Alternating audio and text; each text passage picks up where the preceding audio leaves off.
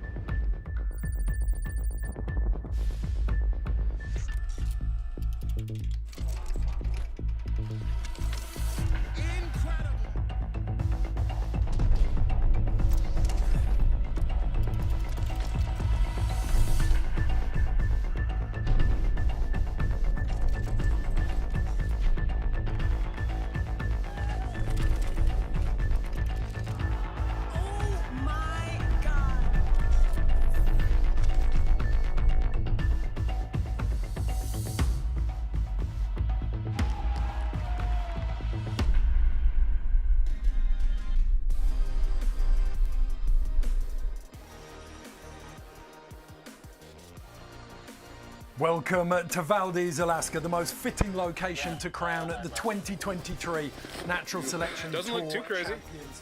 Huge, steep, exposed descents that test every facet of a rider's ability. Big mountain pioneers. They wrote history in the Chugach Mountains. Names like Tom Burt, Noah Salasnek and Victoria Jellos. And today, we write the next chapter of that history with the Natural Selection Tour Finals.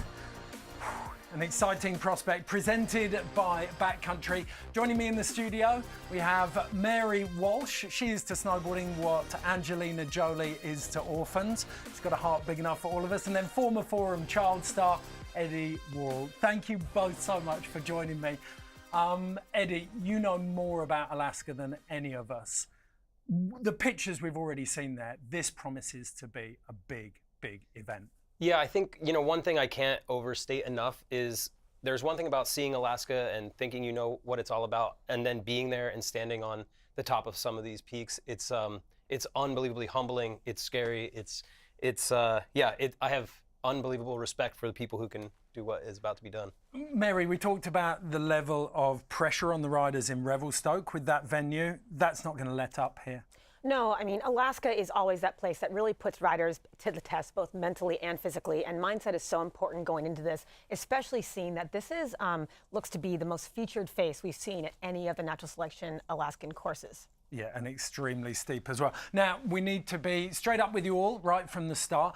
This is a live watch party. What that means is the event took place 2.5 weeks ago, but we know as little as you do about the way this event unfolds. We're watching it live just as you are. And the same goes for Todd Richards, Hannah Beeman and Pat Bridges. The two people who were on site live, though, were Stan Levier and Tom Monterosso, taking up their customary positions at the top and bottom of the course. So let's check in first with Stan Levier.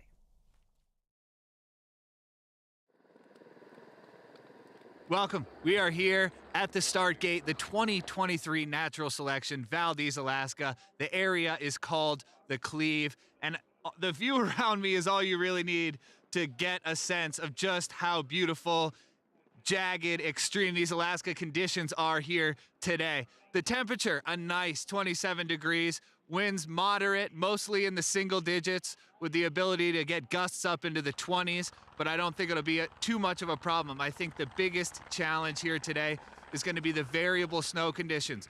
About 2 days ago, we had a wind event, gusts up to 50 miles an hour, moved some of this snow around a little bit, buried it in other pockets, some wind-affected events. Kind of a little bit of a wind skin on top is what I would call it. I think that those variable conditions are going to be one of the biggest questions in the riders' heads today. Will they be able to get as much of a freestyle element as they would like? And if so, I think that might be the thing that separates those riders that make it onto the podium and those that don't. Now, Alaska is a rigid, beautiful, fickle, complicated place to film snowboarding, and this finals day is really no exception. But it really is just another chapter in the 2023 Natural Selection Tour and its ability to offer some of the most technical, challenging courses in all of competitive snowboarding, bar none. So I'm excited to see what goes down today. It's going to be a wild ride. Wow, you heard it from the horse's mouth there. Stan Levier letting us know that not only are they taking on one of the most complex venues that we've seen at Natural Selection, they're also dealing with variable snow. I think I speak for most of you, you've probably been watching the Natural Selection social channels. The snow does look like it's in pretty good condition in parts of the face. But we can get another perspective from T-Bird, who's down at the bottom of the course. All right, we're just a few minutes out from the first rider to drop here at the bottom of the Cleve. The light is beautiful, the snow is incredible, and we got 12 of the world's best snowboarders that are gonna take to this course. The first rider who's gonna drop is gonna be Chris Rasman. He's riding in place of Torstein Horgmo. Unfortunately, due to illness, Torstein wasn't feeling 100%. Rasman was in Valdez. Right place, right time, he got the call. He will be wearing Torstein's vest because as he told me earlier, he wants a little tip of the cap to Torstein Horgmo, the legend himself. So stay tuned, we're about to get underway. It's gonna be absolutely ridiculous. Okay, pretty important bit of news there, Mary. Chris Rasman subbing in for Torstein Horgmo. immensely difficult, but if anyone can do it, Razman can. Definitely. I mean, he's opened up the course before. He's such a talented rider, so adaptable. But again, we talk about that mindset shift. He came to Alaska not expecting to ride at all. So getting into that zone where he's going to be putting himself on the line in that way is a totally different scenario. So it will be interesting to see how he reacts to that and just setting the tone for everyone. Well, it works in reverse as well, because if Torstein isn't 100%, Torstein knows what it takes to perform at that level. And if he wasn't feeling that, yeah, Razman's then got to find that in a very short amount of time. We've had a couple of glimpses now of the terrain, Eddie. What do you make of it? Yeah, my first reaction to seeing the terrain is that, honestly, everyone thinks of Alaska as being gnarly, but there are faces there that have less features. There are faces that don't have as steep of angles. They chose a very steep degree, and they also chose a face that has an amazing amount of features. So it's going to be interesting to see how these athletes navigate it. Okay, well, that is the venue itself, but if you've never come across it before, we've got a short introduction to the amazing coastal Alaskan town of Valdez. Check it out.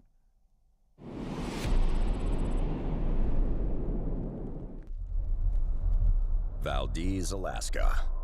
The last frontier and the ultimate playground for the world's best riders. In snowboarding, it's a tale of David versus Goliath, as mere mortals are pitted against indestructible giants. Nestled in the foothills of the iconic Chugach Mountains, Valdez is widely regarded as the snowiest town in North America. Averaging over 300 inches of snow every winter season, with record winters yielding up to 550 inches of snowfall. Yes, you heard that right. That's over 46 feet of snow. Massive wet coastal storms routinely slam the region, depositing huge amounts of snowfall, and this wet snow sticks to every crag of the surrounding range, rendering even the steepest angles of terrain rideable. The Chugach Range stretches approximately 250 miles east to west and 100 miles north to south. That's just about the size of Switzerland. Their formation was created from the movement of the Pacific Plate as it drove up against and underneath the southern Alaskan coastline, creating behemoths seemingly straight out of the ocean. Couple that with the annual snowfall, and you have the quintessential snowboarder's playground. And now, the time has come to play. 12 of the world's most gifted backcountry snowboarders will be put to the test in an epic head-to-head showdown on the faces of giants. With the main objective of standing atop the competitive snowboarding world, Alaska's beautiful, burly, and unforgiving terrain has been a pivotal region in the evolution of backcountry freestyle snowboarding. And this year, the saga continues once again with the Natural Selection Tour's final stop.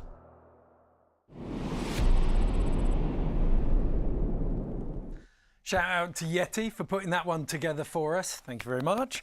Now, if you've been living in a snow hole for the last 2 weeks, you might have, well, last 2 months, you might have missed out on what's been going on in the world of natural selection. So we're going to do a little catch up and find out how we got to Alaska.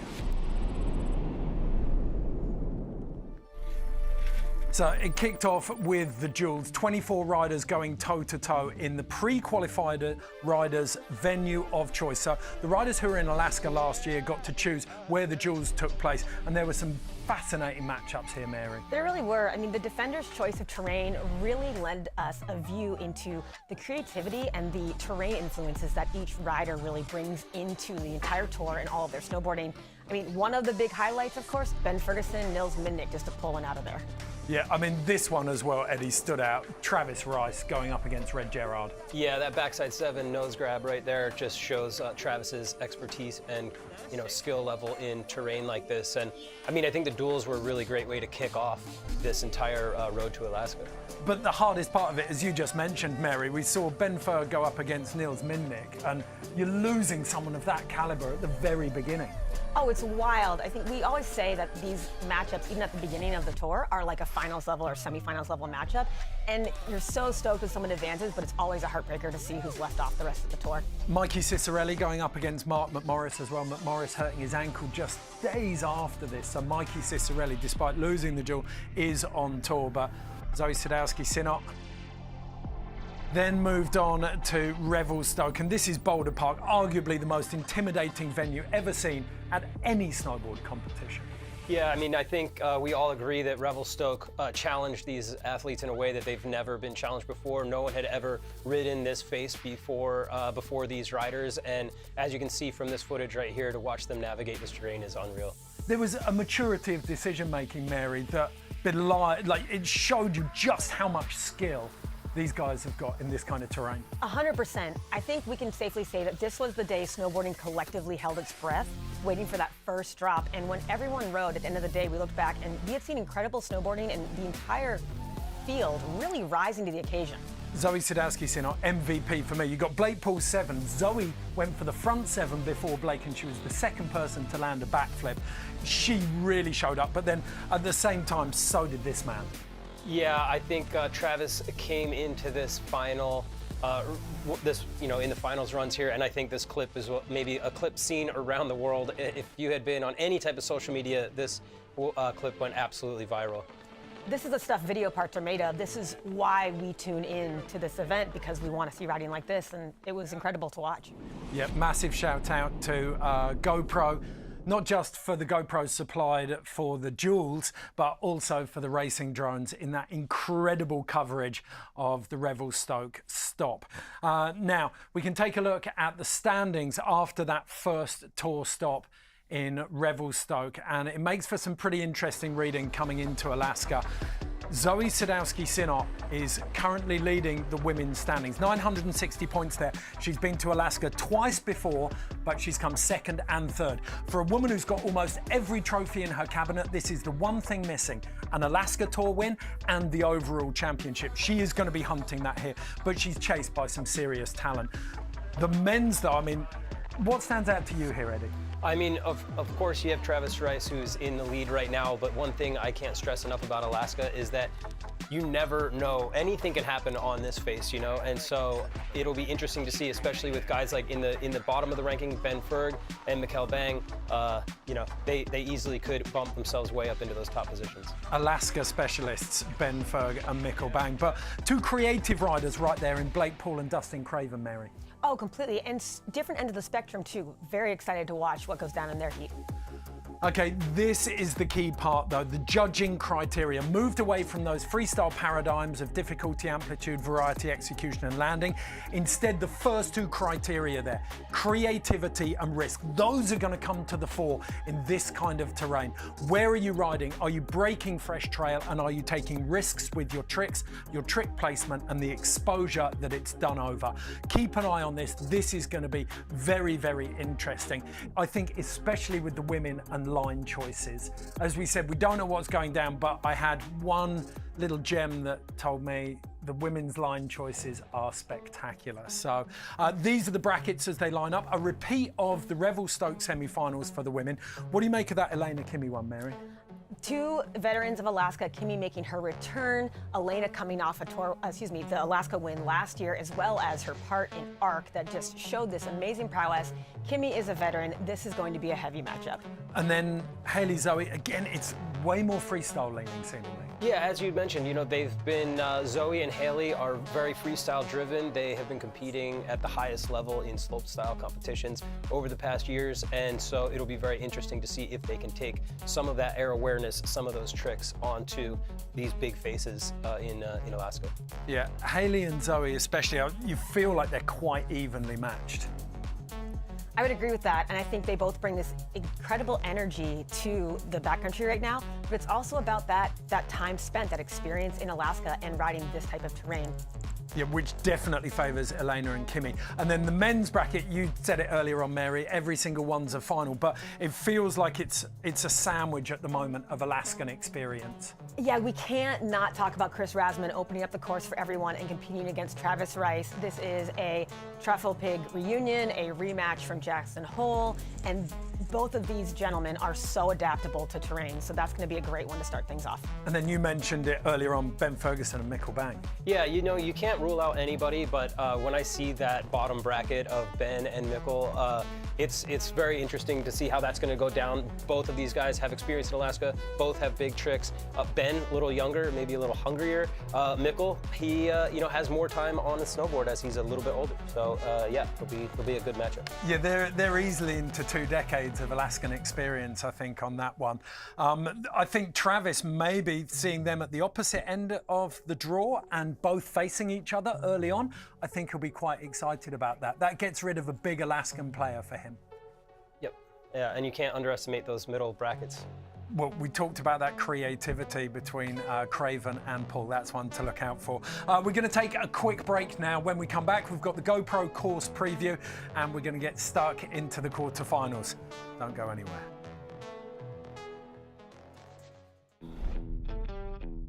My line of work, it's a cowboy without a horse if I don't have a snowmobile. You know, Skidoo was the first sleds that I ever rode, and getting into being an amateur snowboarder, trying to get into professional riding, it's quite a helpful tool. There's a lot of beautiful ways to access the backcountry, but when it comes to production, being able to go and work in the backcountry, and then on top of that, snowmobile assisted snowboarding, it's just a fantastic tool. Skidoo, it's just a hack.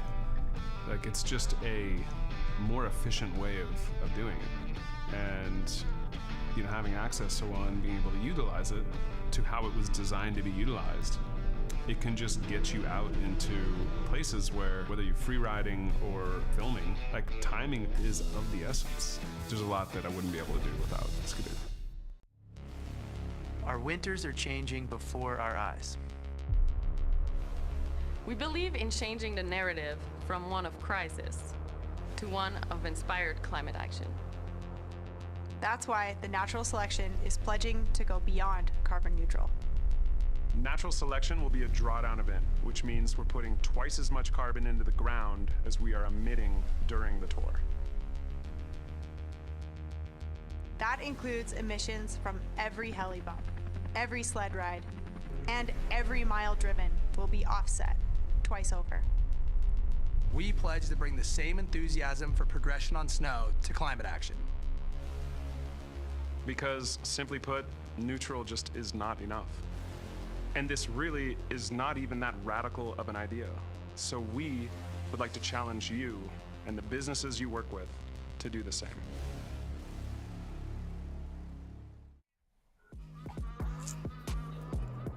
Welcome back to the Natural Selection Alaska, presented by Backcountry. We're going to take a look now at the venues, the first of 3 today. And I had a chat with Connor Manning, the head judge, and you can see this is a quintessential Alaskan face, those big spines running down the face. He said, you don't go to Pipeline and try and ride the shoulder and pop airs, just as you don't come to Alaska to ride down the guts of a chute and do some butters. You come here to ride steep, exposed terrain and let it all hang out. 2 starts to choose from there, and it looks stunning, Mary. Oh, completely. And you can notice, don't forget that this is one of 3. We're going to be following the sun the entire day, going from the northeast to the northwest on different faces as well. Okay, we can take a closer look at the course now with the GoPro course preview. And these features, Eddie, they're quite unlike a lot of stuff you see in the Chugach. Yeah, I love seeing these course previews, the way they did this with the drone shots, especially the above shots like this, and it really shows you how steep, how exposed, how gnarly this terrain is. I mean, that makes my heart start racing, Well, I remember talking to Tom Burt about this. That bowling ball effect that you get at the top of the slope. He said you've got to have 3 waypoints that you pick out. Don't make it too many. You can go up to 4 or 5 on a big face, but find 3 big waypoints that you can navigate to that will let you follow through. And there was actually a brilliant social media clip about these venues where Travis talks about that inspection and then playing that game of trying to link what you see into your run, turning the visualization into reality. Well, it's kind of the last frontier of on-sighting, right? Especially in a situation like this where we are going to be moving throughout the day. You're having to get that translate that information into your every moment and navigate the takeoff, the land. I mean, there's so many things, slough management. I mean, all of those things come into play. Yeah, you talked about it with the age of Mikkel potentially and Travis. Like, these guys have got so much experience. They've learned how to translate visual inspection to reality. Okay, the chat is over. It's time to get stuck into the quarterfinals, and these matchups are nothing short of mouth-watering. I'm actually salivating and losing my words doing this. We saw the bracket earlier on in the men's. You got some big ones in there. Dustin Craven and Blake Paul. That is a very, very big one to kick off. But Chris Rasmussen, the man who got the call 3 days before this contest started, when Torstein Horgmo called out with injury, going up against the GOAT, Travis Rice. Someone actually asked me why he was called the GOAT the other day. I told them that it's because he'll eat anything and he likes headbutting things. But obviously it's because he's the greatest of all time. He's got a chance to cement that reputation here today. 34 years of age and 40 years of age, proving that there's hope for all of us. Yeah, Chris Rasmussen actually on his Bombhole podcast, Grenier called him the Canadian Travis Rice. He has got the skills in this kind of terrain, I think, to deliver. He's such, like we said before, an adaptable rider. And seeing what he does today, I think, is going to just cement that further. Yeah, I'm honored to have the opportunity to do this. I would be lying if I said I wasn't nervous, because mentally I haven't had any time to prepare to go into this event. I came here thinking I was just coming for support and to watch the event. And I found out really last minute that they wanted me to be in the event. This place is for real. You have to be an experienced snowboarder to step up to anything here, and especially stuff with consequences like rocks and wind slabs and runnels that you can fall down. If you are slightly feeling off, this is not the place to just step up and push through. It's not a ski resort. It's not just some rolling Utah backcountry. It's a good time to pull out. So I think all the riders have a lot of respect for Torstein's decision to maturely be enough of a badass to know he doesn't have anything to prove. He's got to listen to his body, and he wasn't ready to compete. I'm nervous. I'm honored. I'm excited.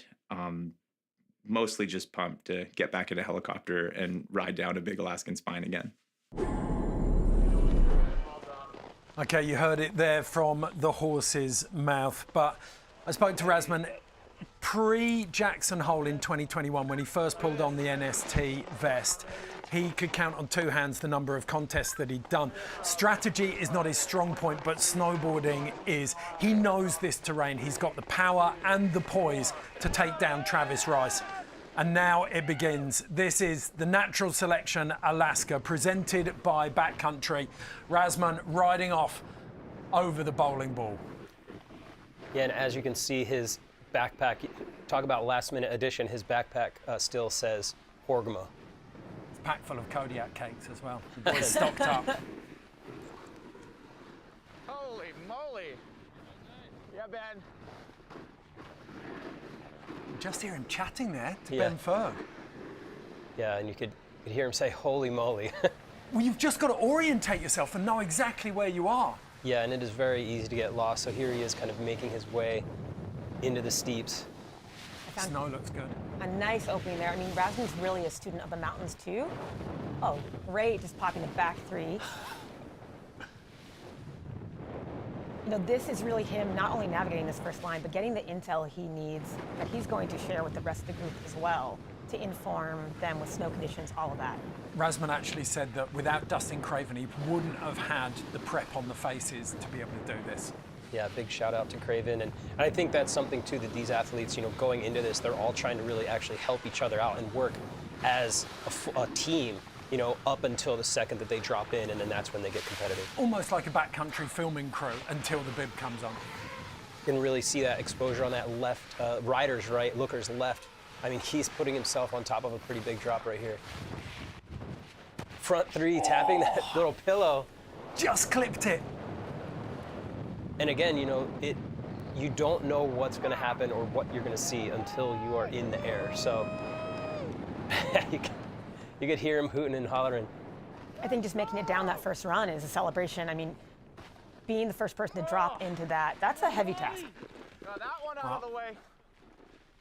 Razman with the rangefinder to open us up. Yo, Borders, what up? I know you've been dying to hear my beta. Snow's super faceted up top, better than I expected. A couple variable sections, but yeah, should have fun. Okay, so a really good snow check, a positive snow check from Chris Razman. There was a lot of talk about that wind event on the Saturday. The event's taken place on Tuesday, but there was a huge wind event on the Saturday. But still rippable. Damn, needed like 2 more feet on that front 3 at the bottom, hey? Yes, you did. Oh, so unlucky, just clipped that toe edge. But he's the beta king, and he's got one more run. So we can see what he can up the ante for that next one now that he has dipped his feet in. Okay, Travis Rice, 2022 NST Tour champion. You know, yesterday rolling out to do our scout, and, you know, I'm supposed to go head-to-head against Torstein, and, you know, Razman rolls up looking a little shaken, just like, I'm in. I don't know how it changes things, because, you know, I think, especially after last year too, I mean, people got to see like how freaking good and how consistent and solid Torstein is, especially in AK terrain. And, you know, him being out, and now Chris Razman, who I personally think is one of the greatest snowboarders on the planet, replacing him, I don't think it got any easier. Like, I'm still going against someone who I would absolutely not pick in the seeding round had I had a choice. What's the best snowboarding I can do? Because you can't give any one of these riders an inch. There is nothing that Travis Rice loves more than swinging for the fences and trying to get one up on everyone, to intimidate everyone at the start of the comp. So this run for him, I think, is going to be huge.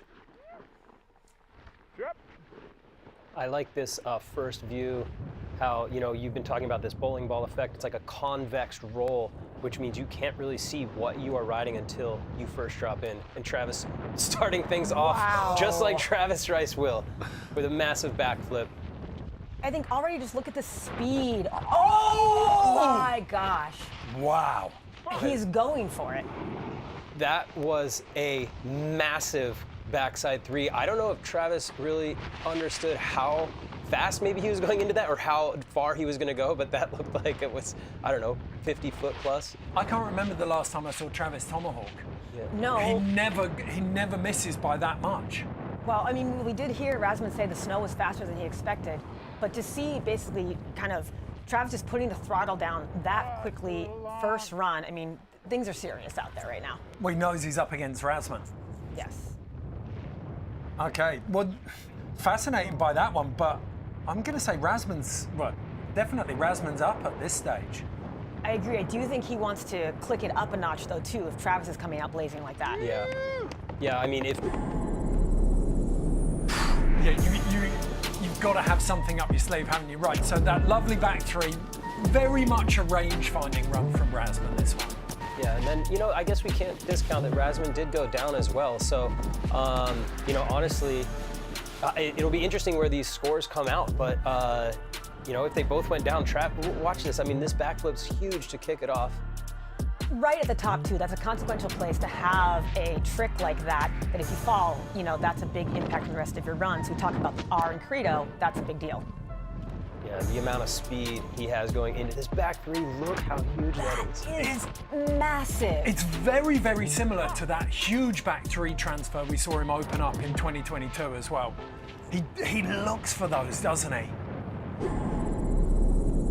So yeah, I mean, honestly, I think if I were a judge, I would probably put Travis in the lead as of now, because they both went down, but Travis went a little bigger. Good try. Yeah, back 3 was mental. Yeah. He exposed a rock in the landing. You see that? I don't know if he felt that or not. I felt some. It wasn't quite full cake eater duff. Oh, such a good tranny up there. Yeah, that gap is sick. Line at the bottom there, I see I tail nicked the pillow. I think maybe 2 feet further would have been nice, but it's also not very steep. It almost seems like on a deep day you would just need to gap that whole thing and touch the bottom section. The sun panel looks like it's the knuckle. Yeah, how'd your run go? Good, except for that. It was like variable then sick, variable then sick. It was pretty hard to like open up and feel confident, but more or less good. I fell at the bottom on that last pillow. Copy. Yeah. All right, beautiful face. Yeah, sick.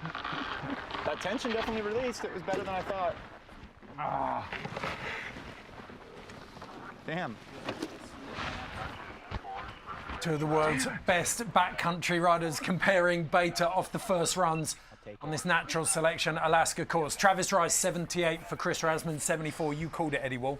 Yeah, you know, again, at first I thought Rasman's overall run was a little smoother, but then if you take into consideration they both fell, but Travis, I mean, he went bigger. Rasman started off with a smaller back three. Travis with the backflip, both landed those. I'd score the backflip higher. And then that back three that Travis did was absolutely massive, even though it ended up in a Tommy. It's shifting your mindset from that landing's a key. It's about creativity and risk. And Travis went straight off the bat, huge backflip, top of the course. It's exactly what you said about pipeline, the pipeline comparison too. Like, you want to be going charging this. You want to be going hard and fast, and the judges are going to reward that because that is a massive risk. Okay, take a breath. That is the first runs of the first quarterfinal matchup done. We're going back up to the top now, though, where we'll see Jared Elston going up against Mikey Cicerelli, and I am fascinated by this one. Jared Elston in Alaska in 2022 looked a little out of his depth. He'd stepped up in his first year on tour, but Alaska's big terrain is intimidating. Let's see what he's got to say about it this year.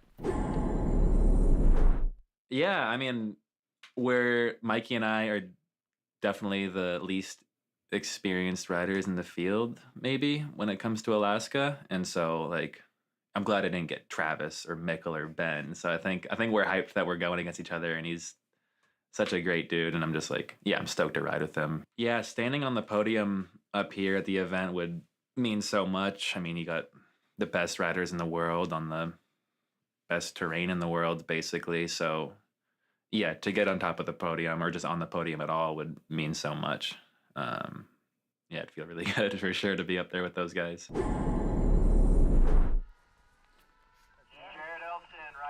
So Elston's going to drop in first. One of Jackson's finest.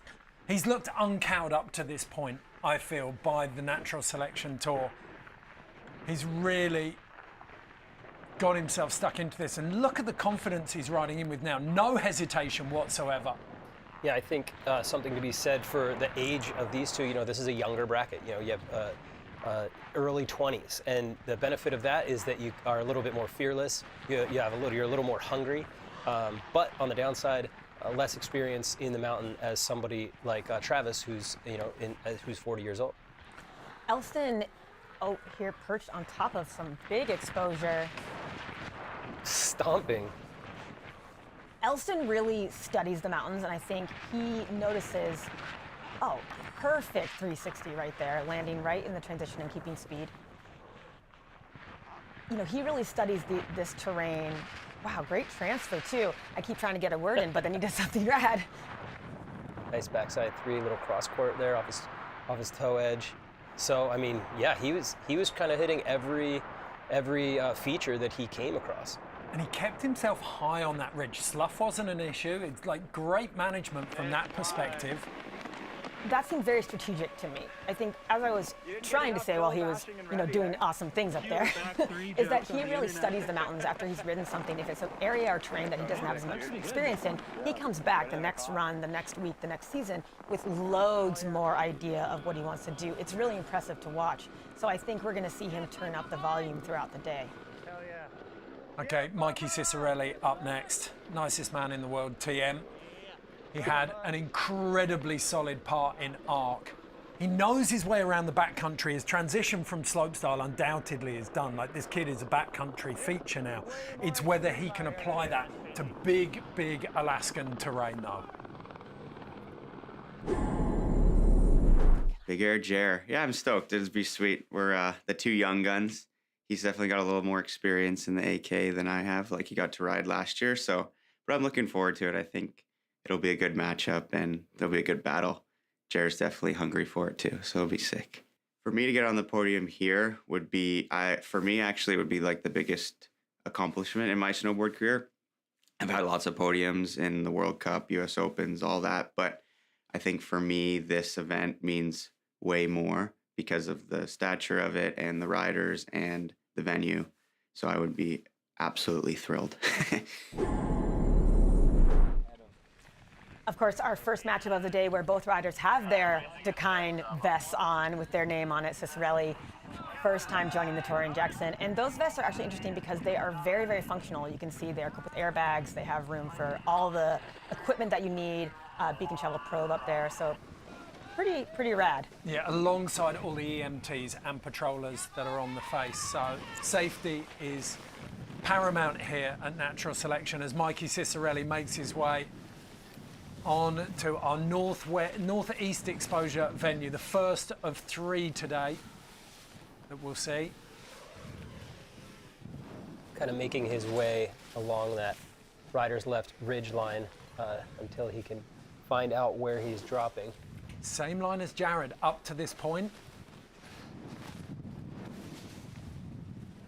And this GoPro angle from the drone really shows, you know, how steep it is and how scary this terrain is. Got a little melon grab off that nose. Great landing off of that as well. It's really exciting to see Ciccarelli. Oh, big backside 360, landed that beautifully. It's so exciting to see him get his feet wet in AK like this. You talked about Torstein shouting over the fence at Travis in Alaska last year. Mikey Ciccarelli comping Travis's back 3 there with his own. Beautiful backside slash right there as well. Yeah, I think the judges are going to reward that back 3. That I cannot wait to see the replay of that because that was, again, everything you see here is far bigger than you can even tell. So that was incredible. What was clever about that, it was almost mid-face as well. Let's take a look. So Jared Elston, I know that Austin Smith has said that his brain is his most dangerous asset. He's so strategic in the way he rides. And I think that's what we're going to see is that, you know, that was a great first run by him to get his kind of sensibility going, but we're going to see more. He can ride faster, he can hit bigger things. 2 back 3s in a run and both of them on the smaller side. When you compare them, Mikey, big drop up top, no rotation, but this. Yeah, right here. Oh, I'm so happy they're slow-moing this. Wow. You get the tail of the ping at the watch top, the speed he lands with and how he can control that. That's really impressive too. Yeah, that exceeded his years in Alaska. That was a very, very wonderful transition there. Yeah. Yeah, Mike, way to pop your Alaskan cherry. Giggles at the top. You went huge. 2 riders that come from such different backgrounds too. Ciccarelli coming through the contest scene, and I think that mindset, I'm sure he's taking him to this situation where it's an unfamiliar terrain to him, but he's navigating it very well so far. And you can see it with the aerial awareness. He knew exactly how he was setting up for that 3, he knew where the tail was. That part of it's easy. If he can get to the takeoff and he can stick the landing. Okay, scores coming in for the second of our men's quarterfinals. There it is. Interesting. That's a little closer than I thought it was going to be, but it could be Mikey taking a little less risk up top. And even though his back 3 was a bit bigger, it was way lower down the face, I think. Yeah, I think it you know, Jared had like more tricks, but Mikey did, you know, 1 or 2, but the 1 was really big. Okay, next matchup. Quarterfinal 3, Dustin Craven versus Blake Paul. 2 very different styles of rider here. You've got that immense technicality of Dustin Craven going up against that beautiful playfulness of Blake Paul. Craven is in first, and he's definitely making fun of the helmet again, isn't he? Yeah, we got, you know, like you said, Craven is kind of full send. I mean, it's like with there only being 2 events this year and the overall title being in contention, it's like me and Blake obviously are now one of us is gonna knock each other out, which is kind of cool that one of us has a shot at it. I think just anything at my age is cool, so A win up here would be great. A 8th up here would be great. I'm just kind of trying to, at this point, just enjoy the surroundings and the opportunity. You know, these could be my last 2 runs that I ever come up here for, or I could come up for more. So just trying to enjoy the runs and enjoy my time spent. I think the thing that Craven's done, he's proved it since Baldface in 2022, over the course of the last 3 events, his switch repertoire, his ability to link big tricks, switch, without reverting anywhere is key, and the judges absolutely love that. And I gotta say, Dustin, don't do us like that. We want to see you back in a year and again and again and again. You're a young man in these mountains. 34, same age as Razman. Yeah. Travis is 6 years his senior. So Craven looking comfortable. So far, it looks like most of these riders are choosing to go kind of way far out on that ridge line before dropping. Yeah, it's down through the center of the face. I think you can see a lot more from this point. You can almost hear that sugary quality of the snow. Going frontside 360. Again, doing any type of tricks or airs this high up on the course. And then solid method, little popper ollie. How well did he shut down the speed as well? Like, got control of that really quickly and really comfortably. Big serrated knife edge ridge. This is where you see the speed at which he's taking and navigating the kind of these really little technical sections, excuse me, it's the wrong word, big technical sections. You see his prowess. There we go, just quick straight line. Bit of soul arch through the exit there. Yeah. Chucking up a couple of chunks of cold smoke down at the bottom. So by Craven standards, oh! All right, so looked like he kind of got just chucked off a little wind lip there. Could be a little snow variability. Yeah, he kind of was laughing it off. I mean, I think by that point the run is considered finished. I don't think the judges would really take that into consideration. So, not a lot of huge air time, but a solid run, very fast, kept his speed up. So it'll be interesting to see now that Blake Paul has seen that run, what Blake's going to do. And 2 different styles too, right? Where Craven is scrappy, Blake Paul is smooth. So taking their different takes on the mountain and looking at them side by side is really unique. Well, Craven, he'll be taking all of that data on board, he'll process it, and then he's seen the face now. He knows where he wants to be. He knows what he can do. Back up to the top, and it's going to be the turn of Blake Paul. He now calls Brighton in Utah home. Mary, you called him in Revelstoke. You said you like to think of him as a melody. There is no doubt, though, that this boy is always perfectly in tune with the terrain. Yeah, I mean, it's cliche, but that's just because it's true. Like, Alaska is the mecca for snowboarding. It's got the best terrain. It's the hardest place to get the best conditions and have it all line up. I think I just look at the face as more like what would be the best film shot, or what would look the best, and not always thinking about it competitively. That seems to help as well.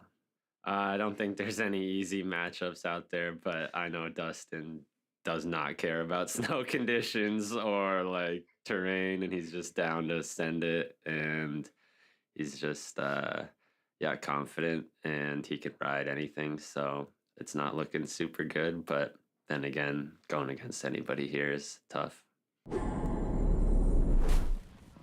Second place in Revelstoke a month ago. Blake Paul is on a roll at the moment, and certainly same kind of gradient that we're going to see here.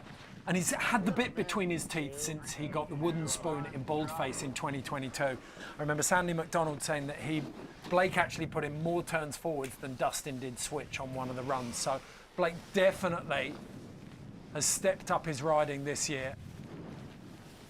Yeah, starting it off, as you can see, he cruises with good speed. He knows how to mitigate all of that slough management, but also one of the worst things that can happen in here is getting in the white room, which means you go to slow down, you completely throw snow up over your face, and you get lost. And so far, he's just proving that that's not an issue for him. Yeah, he looks smooth, controlled, and with good speed. He's making this look playful right now. Yeah. He makes it look. It's funny because sometimes I wonder if it's almost a negative because he makes it look too easy. I think that's a very real factor with the judges. Oh, huge back three stomps it. Beautiful. Wow.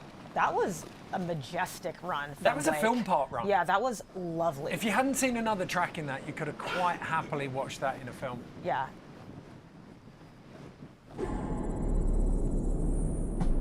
This will be very interesting. I'm very curious to see how the judges, score these two runs together because they were pretty similar. They both had a couple little airs, and then more just like straight lining these shoots like this Craven with his arms behind his back. I love Craven. He's amazing. Kind of being playful on one of the scariest faces that you can ride. I think the fact that Craven's 3 was up top, Blake took it, I think, very gently up top. I mean, it was smooth and it was beautiful to look at, but there was if you're just going on risk. Yeah, I think I agree. Yeah, brother. It was fun. I like straight line and stood as tall as possible. Craven giving it the teapot. I would thought of it more as a soul arch than a teapot. See, I always credit Lucas Magoon with that too. That's a good streets move that he does.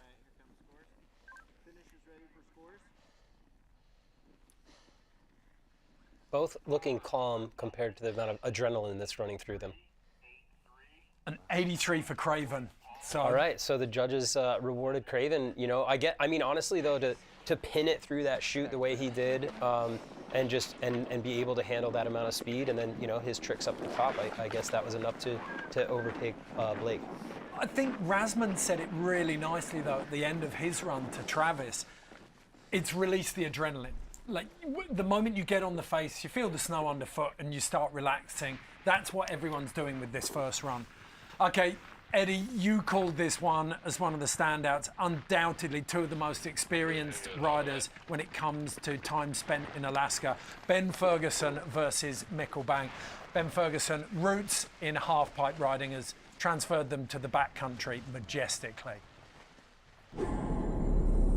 Yeah, I mean, you look back at all those like standard movies, like these guys were coming up here, like, I don't know, they came to Valdez and kind of pioneered it all, like they named all these faces and they wrote all these big crazy lines like Noah Selaznick and so many legends have been up here in Valdez and kind of pioneered this place. So it does just have this like aura of snowboard culture and special place for snowboarding. I've gone up against Mikkel a couple times now and we're like such good homies that it's almost like no matter what happens, like he's my good buddy. So like if he moves on, I'm hyped for him. I got a dog in the fight, I definitely want to beat his ass. And he definitely wants to beat me too, but we're like buddies and we don't want each other to like get hurt or anything like that, like we both want each other to do good, I think. And being up there with him, like dropping in with him will just feel natural. Like we shred together all the time. So it'll be fun, but definitely trying to take him out for sure. Ever since you saw his half-pipe runs, you know that Ben Ferguson did his snowboard history. He definitely studied that, and they were flying past Pyramid, one of those iconic peaks, on the way out here every day. Meteorite Books. He mentioned Noah Selaznick, that crazy super spine section. Yeah, and now the Coliseum. Yeah, huge shout out to the Hatchets and Hostanek and some of these riders and filmers who back in the day just really put their footprint into Alaska. And all of the locals up there. Yeah. The AK Bombers crew, Ryan and Donnie, the Liskers, who I think had a big hand in pioneering this, and of course Jason Borgstead up at Aliaska. Ben Ferg dropping in for his first run of the quarterfinals, going up against Mikkel Bang.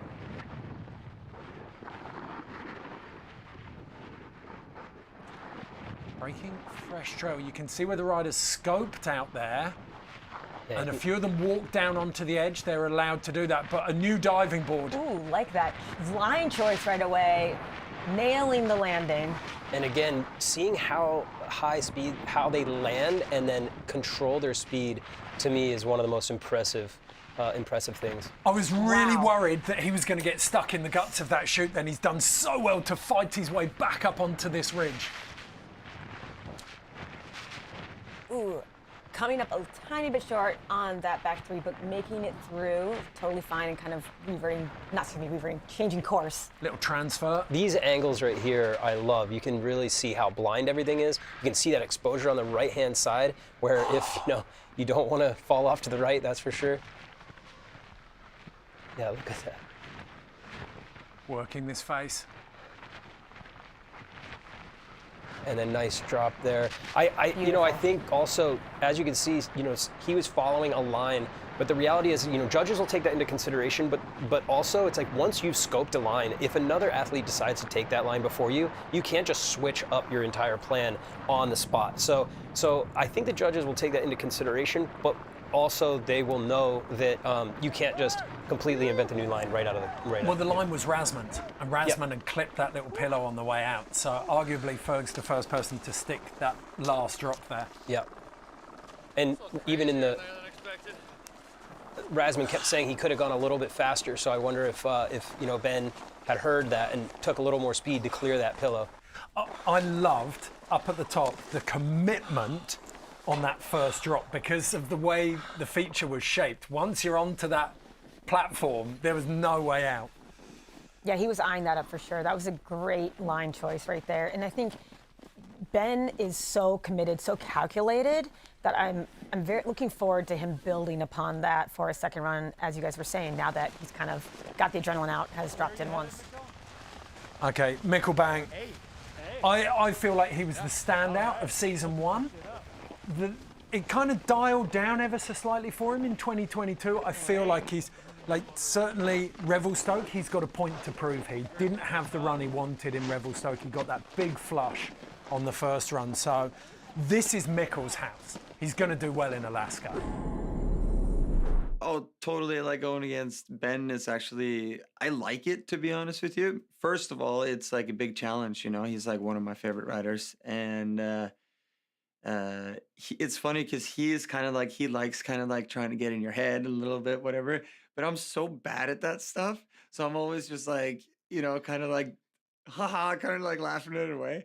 But apart from that, I feel like we're in a good situation because like if I advance, like we're homies. So it's like he's happy for me. And if he advances, I'm happy for him, So I don't really know what he's going to do. I think you gotta be a little bit strategic about where you go this time because of the snow conditions. But then again, I could see him just punting it off something large, you never know. Little bit of intel we got off Stan Levier and T-Bird. Mikkel has actually switched it up. He's ridden a 170 custom, almost his entire natural selection tenure. He's switched up to the hometown hero this time though. It's the natural selection edition. Go to burton.com, you can grab them, they're available now. But it's a move away from that twin tip to a more tapered directional shape. Yeah, and also just noting that size. Mikkel's a tall guy, but 170, that's a massive snowboard. They call that board the Chunder Buster, and it can literally slice suit anything. So it's a great board for variable conditions in this kind of terrain.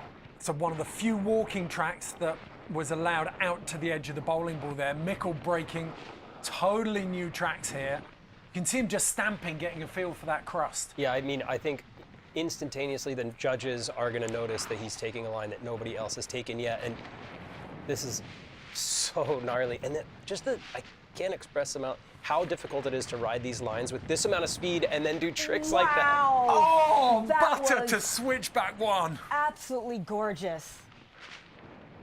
That's the Mikkel we know in AK. Yes. Wow, that was gnarly. Back three with a really testing run out in the shade across all of those ridges. Such a technical talk too. Wow. That was immense from Mikkelbank. Two very different runs from two brilliant riders. This is what I came for. And this is where that comes there down in the standings of the overall, but runs like that can elevate you to the top very quickly. So you got that big drop, slight interruption to the run, then that under-rotated three, but with a lot of exposure on the exit there for Ferg. And then Mikkel. This right here is so impressive. That is unreal. Totally blind coming off of this. Wow. That is a Perfectly thing. composed. Yeah, it's just absolutely beautiful. And you know, Mikkel's saying that he's not very good at the smack talk or getting someone's head, but I feel like that does a pretty good job right there. The big thing is, though, he had way less vertical to work with heading out to the rider's right. Pretty good. I kind of got hung up in one spot, but I didn't fall. Snow is not bad, huh? Good, yeah. Holy shit. Ooh. Man, it felt good to just go. Get one. Get one in the box. I know.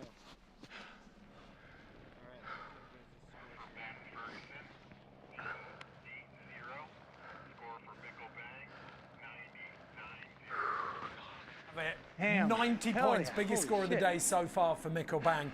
I did a butter. Panic butter? Like no butter on pillow and then switch back one off. Gangster. Dude, the landing was I hit like that cliff. What? See the landing? Which one? The top one right there? Oh my god, yeah. And then I like tried to cut into this other pillow and it had this huge like. Did you write down this stuff? Yeah, and then I wrote down that. Yeah, whatever.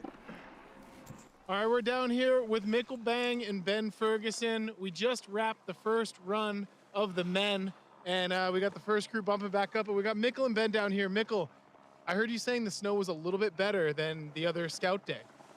Yeah, absolutely. The snow is a lot better in there than I think we all thought. It was actual pow. It's only like on the top and the ridges where the snow is a little bit grabby, but it's actually pretty damn good. And Ferg, how do you feel about your run, buddy? Scores did just come in. Are you going to step it up a notch? Are you going to try the same thing? What are you going for? Man, I'm not really sure. I'm gonna have to figure that out on the bump up. Maybe get a little look at what's going on, where the lines are. But I would like to do that again and clean it up. Maybe add a couple things. I got hung up in one little spot. Can make it a little bit better. All right, stay tuned for the Battle of the Buds right here. Nice job, boys. Proud of you. Well done.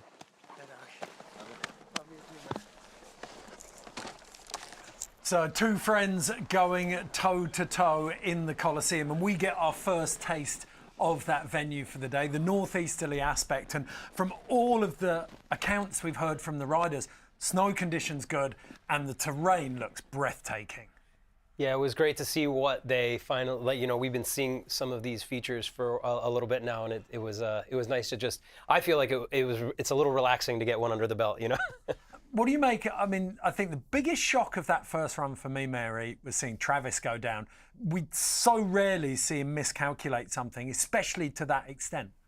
I do agree, but I also am not hung up on that because the speed and authority with which he was charging is just kind of a tone setter, a pace setter. So I feel like he's got that landing, he's got more. I'm not worried about him yet. Okay, first run for the men done. It's the turn of the women now. First runs of semi-finals. We're kicking off with Kimi and Elena. This is an AK heavyweights battle, isn't it? I'm so excited to see them go head to head. I mean, they're friends, they've ridden together for a long time, and Kimi is gracing us back in AK after having to take time off when she was battling breast cancer. So this is a triumphant return. This is a home for her. And for Elena, it's become that same thing. So I have no idea which way this is going to go. Okay, you heard from Mary there. It's a pretty unique journey that Kimi Fasani has had to compete here at Natural Selection. Let's find out a little bit more.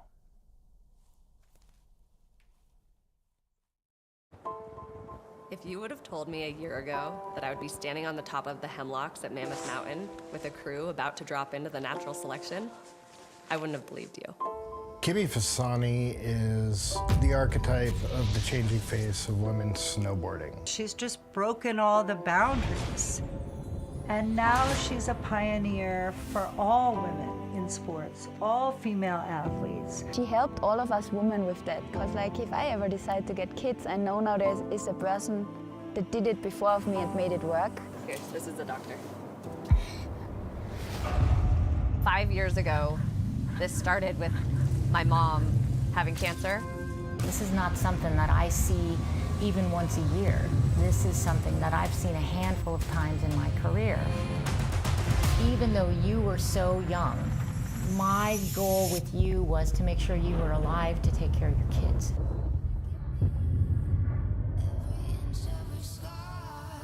Now going through cancer, I've got to a point where I'm more free and I'm so much more my true self.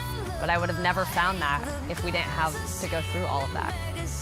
At the end of the day, I really feel like all of these lessons that we go through are a way to pass down knowledge to other people.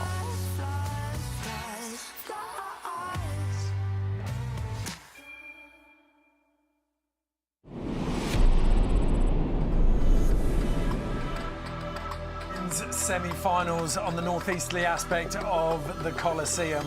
So much terrain to get stuck into here and so many different styles of rider.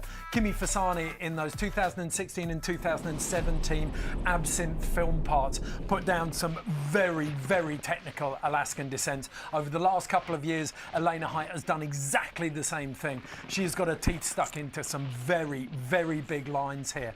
I think it's important to say off the back of that Kimi piece as well, she agreed to become a part of natural selection just a couple of months after the all clear. The head was undoubtedly willing, but she was down to 99 pounds, 45 kilograms after chemotherapy.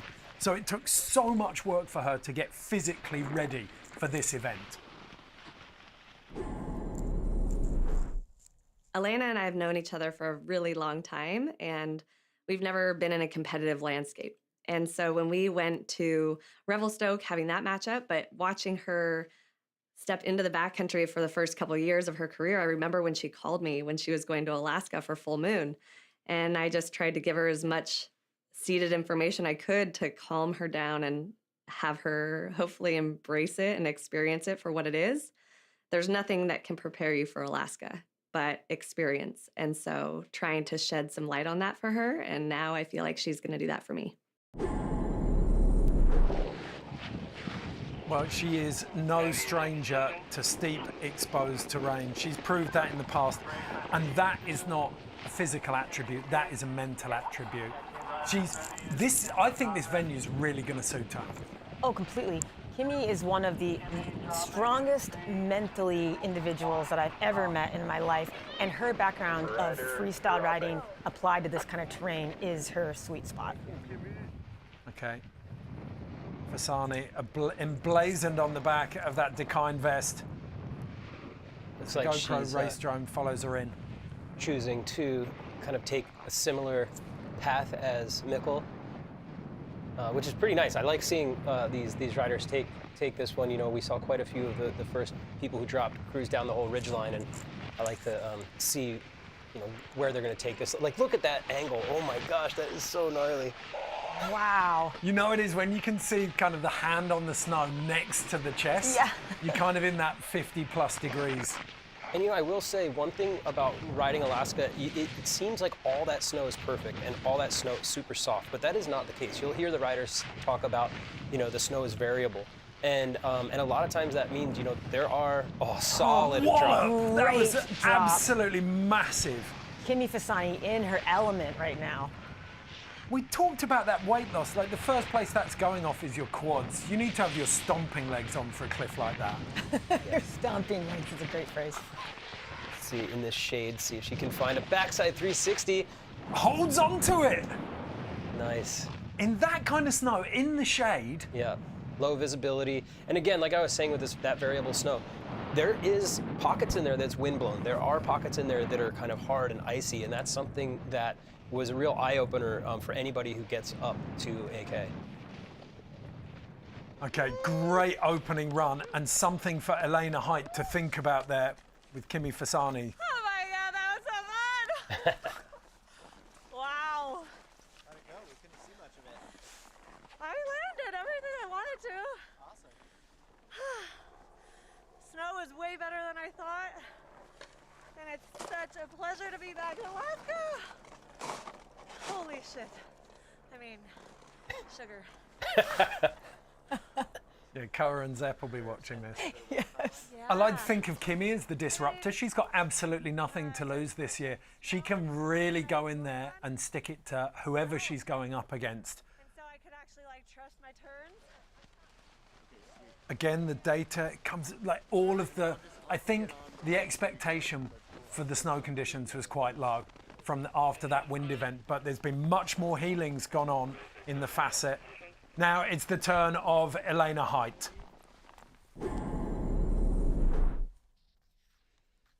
Revelstoke was very full on. I learned a lot. I think that it really challenged everyone and put everyone outside of their comfort zones. I think Kimmy has the most experience in AK out of all the girls. And so I'm really excited to ride against her in the first round. I think that I've learned a lot from her.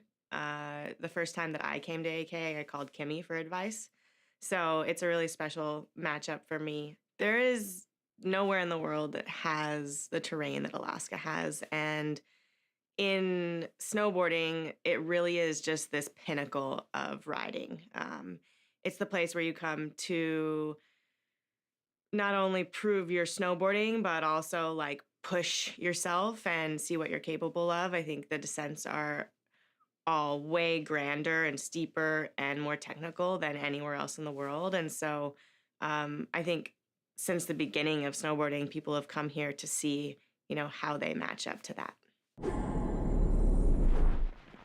Yeah, King of the Hill into Tailgate, Alaska with Nick Parata. This has been a proving ground for professional snowboarders. And if you use Travis Rice as the archetype, you invest in yourself. When your travel budget runs out, you don't just stop there, you invest in yourself. Travis did it, and we've seen Elena do it over the last 3 or 4 years. All right, here we go. Elena Height dropping in. You know, you can put Elena on the top of something like Scary Cherry at Baldface. You can put her at the top of a massive pillar line at Revelstoke, or like this, you put her at the top of a line in Alaska, and no matter what she's dropping in on, she's going to put on a good show. Rides with confidence and commitment. You know, if Blake Paul, as I said, is a melody, I think that Elena is an accompanying harmony, because what we've seen her put down in the backcountry in the last few years has been nothing short of so natural looking while being so technical at the same time. Well, as you said, that kind of harmony line, she sort of bounced her way in with the rhythm, didn't she? You know, one thing I'll say is this snow, you hear a lot of the riders commentating on it, and you know, you don't see a whole lot of slough. You don't see a lot of snow movement around them, at least from these angles. Oh, trying to get a little air there. But, you know, that's a really positive thing, because when that slough is rolling past you, if that catches your board, you're just ripped right off of it. Good speed control. After she dropped that first cliff, but then that second section, little drop in there, very, very steep, and she managed to shut it down really fast.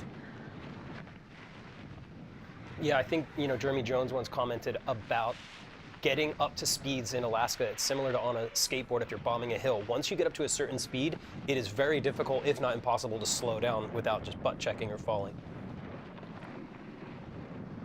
You could see very difficult. In the guts of that chute, there was some really difficult snow, a few kind of death cookies. All right, the ease, the calm after the storm right here in the outrun. That must feel so good.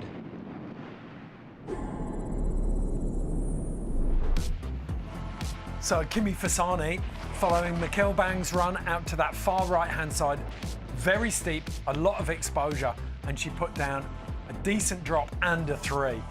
I think that was a good strategic choice. The judges are going to reward with that technical outcropping on that first part of the pitch. And even though she was a little backseat, she held on to that landing there. So solid ample-tricks in her run. So this was definitely a little bit further up the run. Yeah, you know, you have to take into consideration when you're doing tricks higher up on the run. If you fall, it's a bit steeper. You know, you can tumble down over, you know, certain aspects of the face that you do not want to tumble down over. So I'm sure that the judges will take that into consideration. But, you know, after seeing this recap, again, judges have a different view of this, but I think I'd give that one to Kimmy. Nice, Elena. It's interesting getting that drone's eye view from the top as well of Elena's drop, because you could see she turned sideways. You've almost got to commit to pointing the board at least for the first section. Awesome. How about you? Good. Oh, was it so fun? So nice. Better snow than I was expecting. Was yours pretty good, snow-wise? Yeah, pretty good.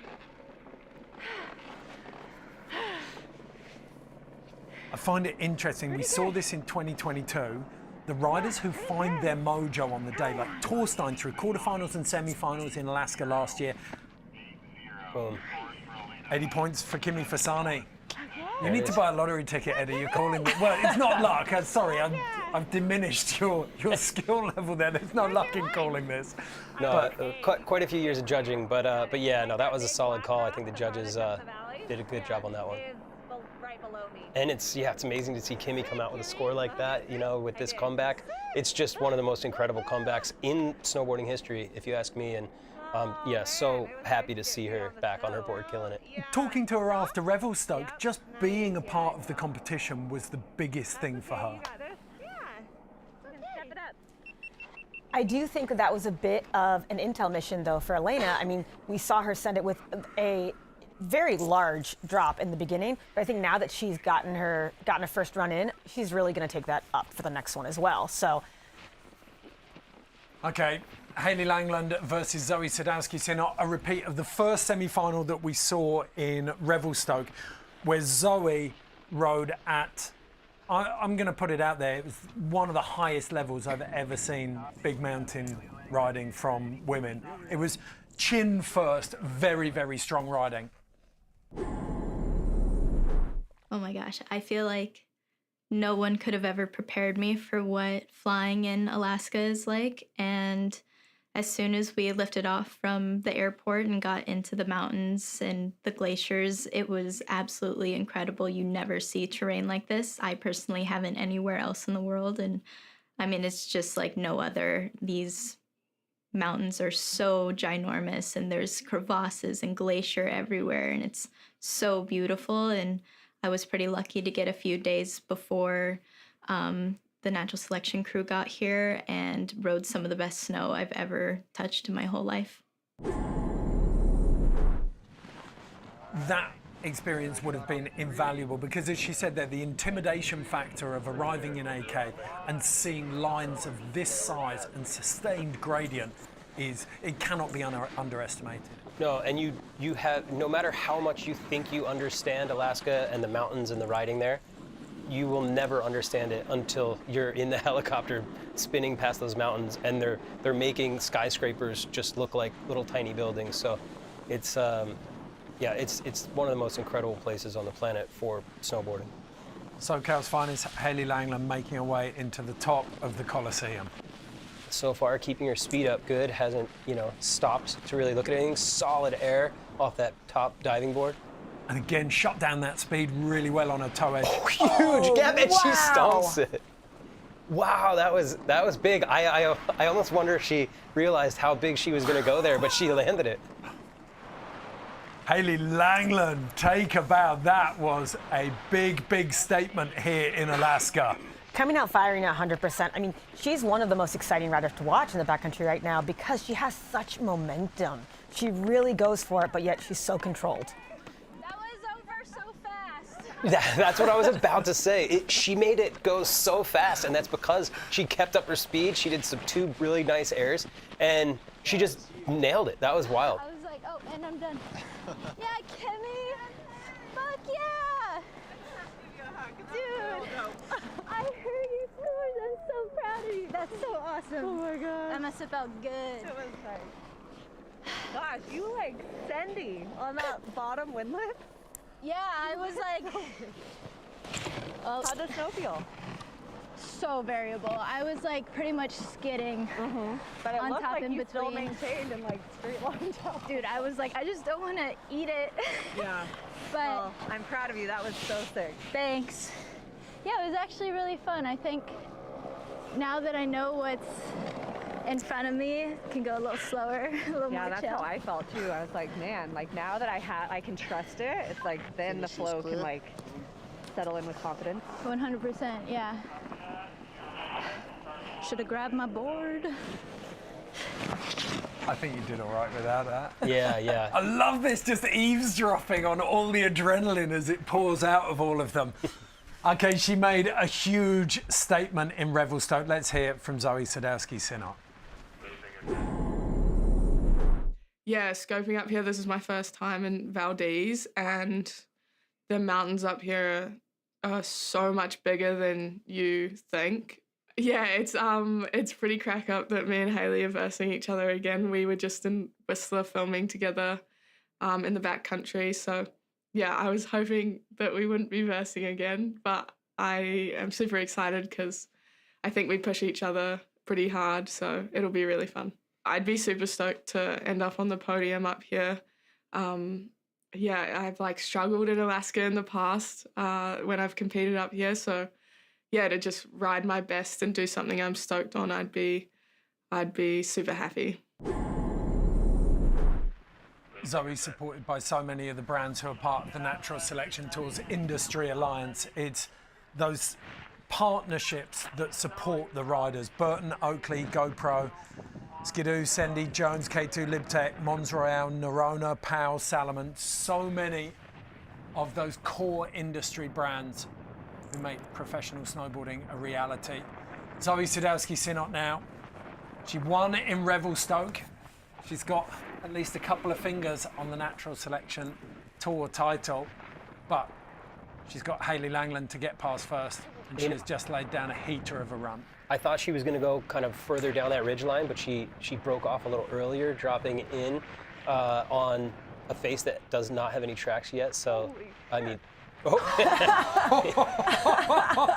The deceptively steep from our angle and featured zone. And she's riding it like a champ, super smooth. You know, and you heard Hayley talking about, again, I can't stress enough, this snow looks powdery, it looks all great, and it is, but there are areas that are not. It's windblown and icy. So, again, you never know what you're gonna hit. Solid drop. Interesting, that was a really hard bump down at the bottom there. You Yeah. saw the Ooh. way, Right. She read the first one and then got tripped up by the second one. Yeah. It looks like it's just a little bit more wind beaten perhaps in that section. There's a quick change of variability. Okay, so Hayley Langland, definitely I felt, and I'm willing to eat my words here, she came into this as the underdog, but she has come out swinging with a very impressive run. Yeah, I think, you know, underdog is, you know, with a grain of salt, of course, because I think you definitely can't underestimate Hayley at all. Oh no, I don't, but just at the level that Zoe was riding at in Revelstoke. 100%. I mean, Zoe was next level there, but she's got the creativity score here. As you said, Eddie, breaking fresh trail all the way. Yeah, I'm really curious to see, you know, where the judges put her. You know, this is a tough one. I think both. I could see either one of them getting a higher score than the other. It's a tricky one. Okay, so Zoe. I kind of felt like a run out as well. Oh, just like out. Oh, yeah, you were up top. We couldn't see. Yeah. Yeah, up top looked nice. You had some really nice turns. Yeah, so it was really nice. There you go. All right, finishes ready for scores.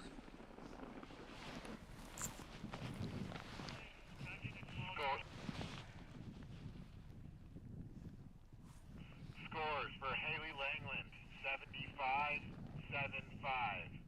Scores for Zoe Sadowski-Synnott, 74-7-4. Very, very tight between those two. We saw it. We saw 1 point differences in both of the semi-finals in Revelstoke between the men. And for me, that created some of the best riding of the day. When each rider knows there's no holding back now. I've got to send this one if I want it. Yeah, and one, you know, like we said, that those two runs were very equal, and the judges, I think the judges echoed that. You know, 1 point apart, which again, going into run two, it's anybody's game. And you said on the other side of that draw, Elena and Kimi, you think Elena's used that first run as a rangefinder and she's going to come out swinging run two? 100%. I mean, I think for each of the riders that's the case, but I definitely think that Elena has a little more depression in that pedal she's going to put down. But Kimi the same way. Kimi came out so strong with her flow that you heard her talking about it. That's going to be ratcheted up as well. I mean, honestly, on the women's side, I feel like it's anyone's game right now still. Okay, we're going to be back with second runs and a new announcing team. Todd Richards, Hannah Beeman and Pat Bridges will be in the booth for second runs of men's quarters and women's semis. We're going to take a quick break, but before we do, we're going to check in with our mountain safety crews. This one's brought to you by Backcountry, who kit out all of our EMTs, our patrollers, and the natural selection crew on the mountain to make sure they're safe in remote and exposed environments.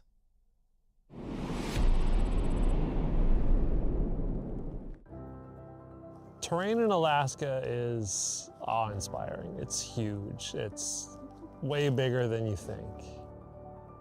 I truly feel fortunate to be able to ride in these mountains.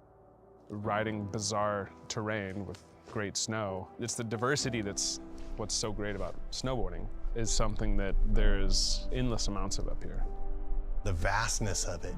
You could spend your entire life here and not ride at all. I don't think you can underestimate the severity of risk and danger that's involved with going into the mountains in winter. It's something to really be respected. Being familiar with your equipment and your protocols, it's no joke up here, so we're constantly on. Cliffs and avalanches, huge cornices, bergschrunds, crevasses, seracs. The risks are bigger. Absolutely mandatory that we carry avalanche rescue gear, beacon shovel probe, but also airbags, and then it's glaciated terrain, so everyone's wearing a harness and ready in the case that somebody were to fall into a crevasse. An airbag has a handle that can be deployed if you are swept or being caught in an avalanche. It increases your volume. It's really important when you go into the backcountry that everybody you're working with works together as a team. This is something that doesn't happen overnight. You really have to invest in it and continue to practice. Complacency is something that happens to even the best of us. And so keeping everyone honest, it's kind of the way that you need to operate in the mountains. Backcountry snowboarding is something that I couldn't really live without. It's a serious thing, it needs to be taken seriously, but the payoff is there's really nothing more fulfilling than being able to move through the mountains, do big things in the mountains, and again, that takes really strong teamwork.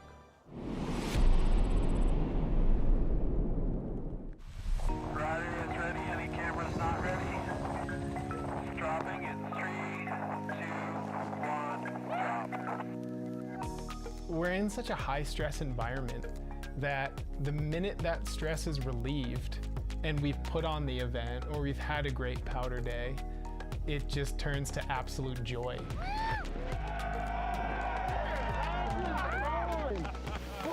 All of a sudden, you just start hearing and everyone's cracking a Pacifico.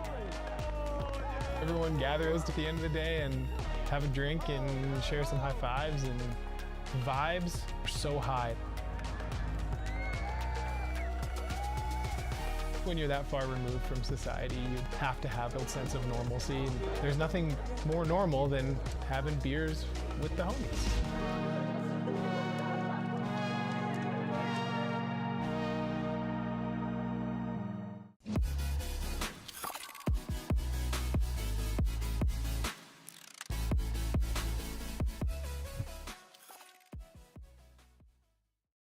A cool way to think about the NST kit is to try imagine everything that fits under the NST umbrella. These events demand a lot of the athletes and of our crew. You know, we're working in conditions that are, whether they're pure backcountry or side country or resort access. We're dealing with storm snow, we're dealing with POW. We've got weather windows. NST is this blend of backcountry freestyle riding meets a contest scene. In working with the NST team, they were looking for more of a utilitarian design that can really work with their packs, with their radios out in the backcountry and in freestyle riding. It's been rad working with backcountry over the last 3 seasons and seeing the evolution of the product. This kit is at home anywhere people are working in the snow. Welcome back to Natural Selection Tour from Alaska, presented by Backcountry. Well, we've got the second tier in right now. I'm Todd Richards, joined by Hannah Beeman and Pat Bridges, who are affectionately calling Pat GPT here from Natural Selection. Hannah, so far, you know, this terrain, it's really proving itself to be big and diverse and challenging for these riders. Yeah, and we're seeing their first runs where they're also getting a lot of information on the runs that they're doing, the terrain, what the snow condition is like, size. So it's really cool to see these first runs and see them feel everything out. We're seeing them learning in real time, and this is a whole new piece of terrain that's big and bad and very featured. Yeah. So there's a lot going on. It's a lot to work with. Pat, what's stood out to you so far that we've seen? Well, right out of the gate, second run of the quarterfinals, we saw Travis Rice over amp. And then beyond that, I think some of the other surprises, Mikkel had an amazing line with the butter to switch back one. And on top of that, we just saw Haley Langland just seemed to be punting it down the run, but holding it and making it top to bottom. But it seemed like she was really on the edge. She might have had the fastest run of the day so far. It wasn't a timed event. Hale's blasted down that face. Now, we've got, not only the crown being put on someone's head today for the Natural Selection Tour, but we've got the big prize that's on top of that, with a Ski-Doo being given out to the winner, and it's huge because you talk about the tools that facilitate a rider that is filming in the backcountry. If you don't have the right machine to get you up through the snow, you simply aren't doing it. It's like being a cowboy but not having a horse. So we're going to check in right now with how Ski-Doo has actually been giving these riders and the crew that works on Natural Selection access to the backcountry for the entire Natural Selection Tour.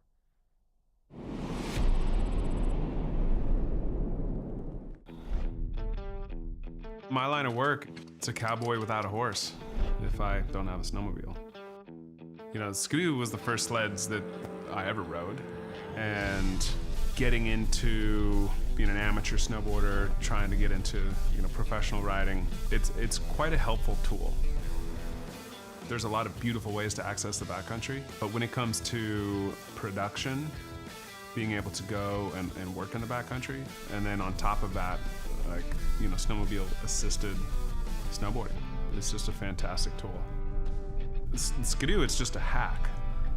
It's just a more efficient way of doing it. And, having access to one, being able to utilize it to how it was designed to be utilized, it can just get you out into places where, whether you're free riding or filming, timing is of the essence. There's a lot that I wouldn't be able to do without Ski-Doo.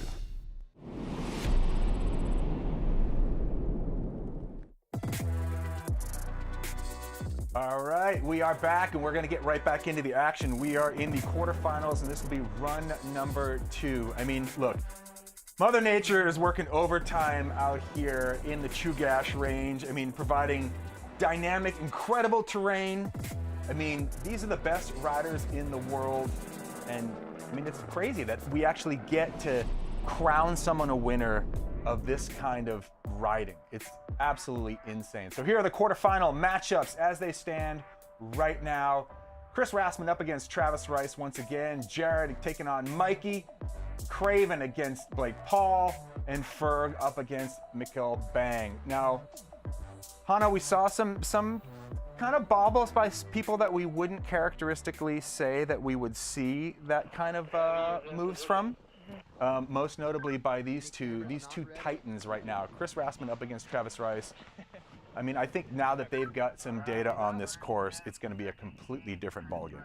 Yeah, I mean, those first runs down a face like this, sometimes you're just overamped and you send it a little too far. Or sometimes you just are really wary and you're not exactly sure where you're going, so you take it a little slower. So I think that first run is going to give these guys a lot more confidence, and we'll probably see a bit more just a bit more playfulness down on this next run.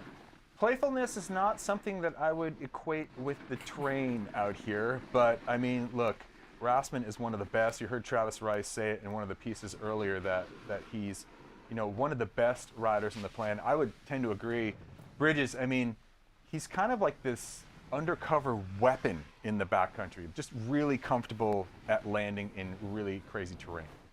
Well, I mean, he's that not even once in a generation, but he's just such a unique talent, and he's a rider unlike any we've ever seen. Dude, how is that frontside 720 kind of like bounce revert style? It didn't really look like that board even punctured the snow right there, and somehow able to stay up on his feet.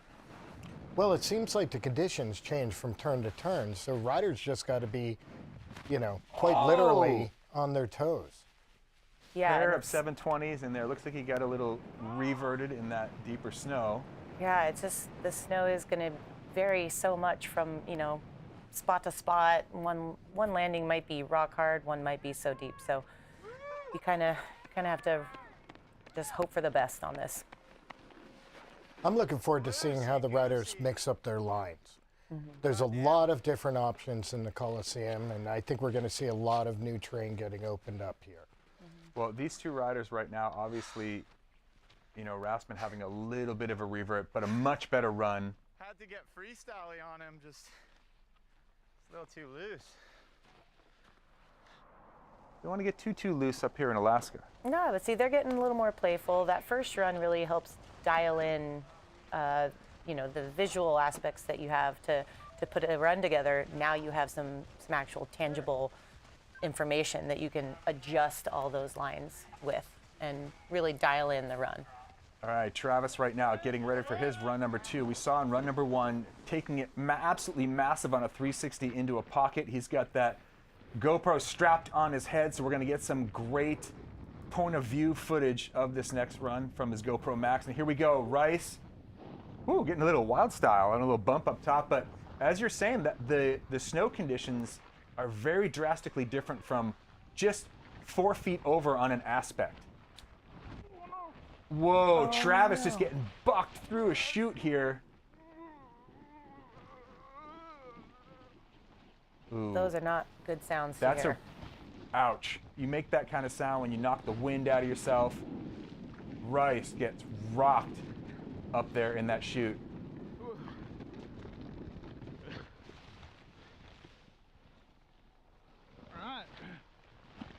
Ow. That's like a river. You know, I've made that sound a million times. It's Might have just knocked the wind out of himself a bit. Yeah, I mean, that right there, I mean, as much as whatever Travis is feeling right now, not good, disappointed, he's probably feeling relieved. That could have gone a lot worse. It could have. Now, you need to mention here is that all of these riders are wearing back protection. We have the best medical staff on hand to evaluate. Bummer for Travis, but let's look back here. What went right for Rasmussen? Look at this front side, not really a 720, about a front side 680 right there, but somehow did not go down. Look at this. Squeaks the revert, pivots on his tail. Luckily for him, that snow was soft enough to let him around. Now let's look back here at what happened to Travis. Just got off kilter a little bit on that takeoff. This is that GoPro Max view. Wow. Ouch.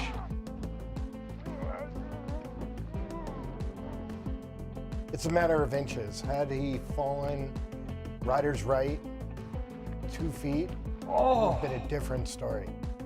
I mean, there was a lot of exposed rock. I mean, the snow is soft, but you hit a rock, it is going to be very painful. It looks like Travis may have knocked the wind out of himself as he goes for the heel side elevator slide down that chute. And like you said, that could have gone a lot worse.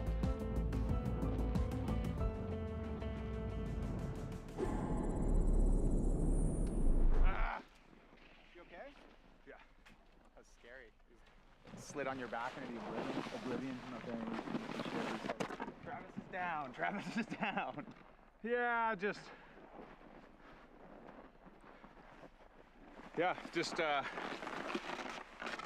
chunky. Snow is not that good on that takeoff and just got hung up. Had to go over the bars. Yeah. And then had to like check off a little rock. And then at that point it was like, okay, I'm just gonna slide this one out. Yeah, totally. I'm just gonna get down. Incredibly light commentary for someone that just had to check off a little rock in a super 50-degree steep chute in Alaska. Well, when we watched the replay of Rasmussen being able to, ride it out, coming up short on the rotation on the 7, you mentioned that the snow was soft enough, but I think the snow it showed how firm the snow was, and was the snow any softer, Rasmussen would have done a reverse score. Yeah, that's right. All right, so Travis Rice takes this matchup against Chris Rasmussen by virtue of run number 1. So moving on for Travis Rice. A little snowy. Crazy slam. It sounded a lot worse by, the air trying to escape from his lungs in very awkward ways. Yeah, and I mean, the takeoffs of these features, some can be so soft, some can be super wind compacted, and those can really just kick you in such a weird way that it throws off everything. And then at that point, you're just kind of mitigating damage as you're. All right, Jared Elson is up next. He's matching up against Mikey Cicerelli for run number 2. Mikey with the advantage here going into the second run. So, I mean, just look at the crazy backdrop these riders have. This is going to be a great showing. Jared, now he has the intel from run number 1, can kind of like let it breathe a little bit. Well, I think the advantage went to Cicerelli because he did a bigger, smoother 360, whereas Jared did 2 sort of more smaller, conservative 3s. Oops, straight up and over, backflip, so changing up his line a little bit. Straight off the nose here. Little Super Mario bounce down into the gully. It just seems like, you know, once you kind of stay on that aspect that has the shadow, the snow is infinitely better than it was from where Travis went over and got buckled. Yeah, and that's what I was wondering kind of watching the first runs. It seems like a lot of the riders are kind of staying in certain zones, and I was wondering why they weren't spreading out a little more, but Yeah. I think it's because they probably talked a little bit and came to a group consensus that those are maybe the spots that have the better snow. And Pat, you were saying too, is like, look, the judges are going to mark you off if you're not risking it by going into untapped terrain as well. Well, it's definitely different now for second run. First run, you might get a little bit of a pass if you're following somebody else's line. Rogue back 5. Yeah, dude. Fucking insane. And your pillow one looked way more hectic on second time. Like, yeah, a lot more I hit the bigger side of it. Yeah. Just Jared, like, fuck it, backflip. tricking it up a little bit here. Backside 360, backflip, and a backside 540 with a high-speed reverse run out. Straight back up to the top, Mikey Cicerelli.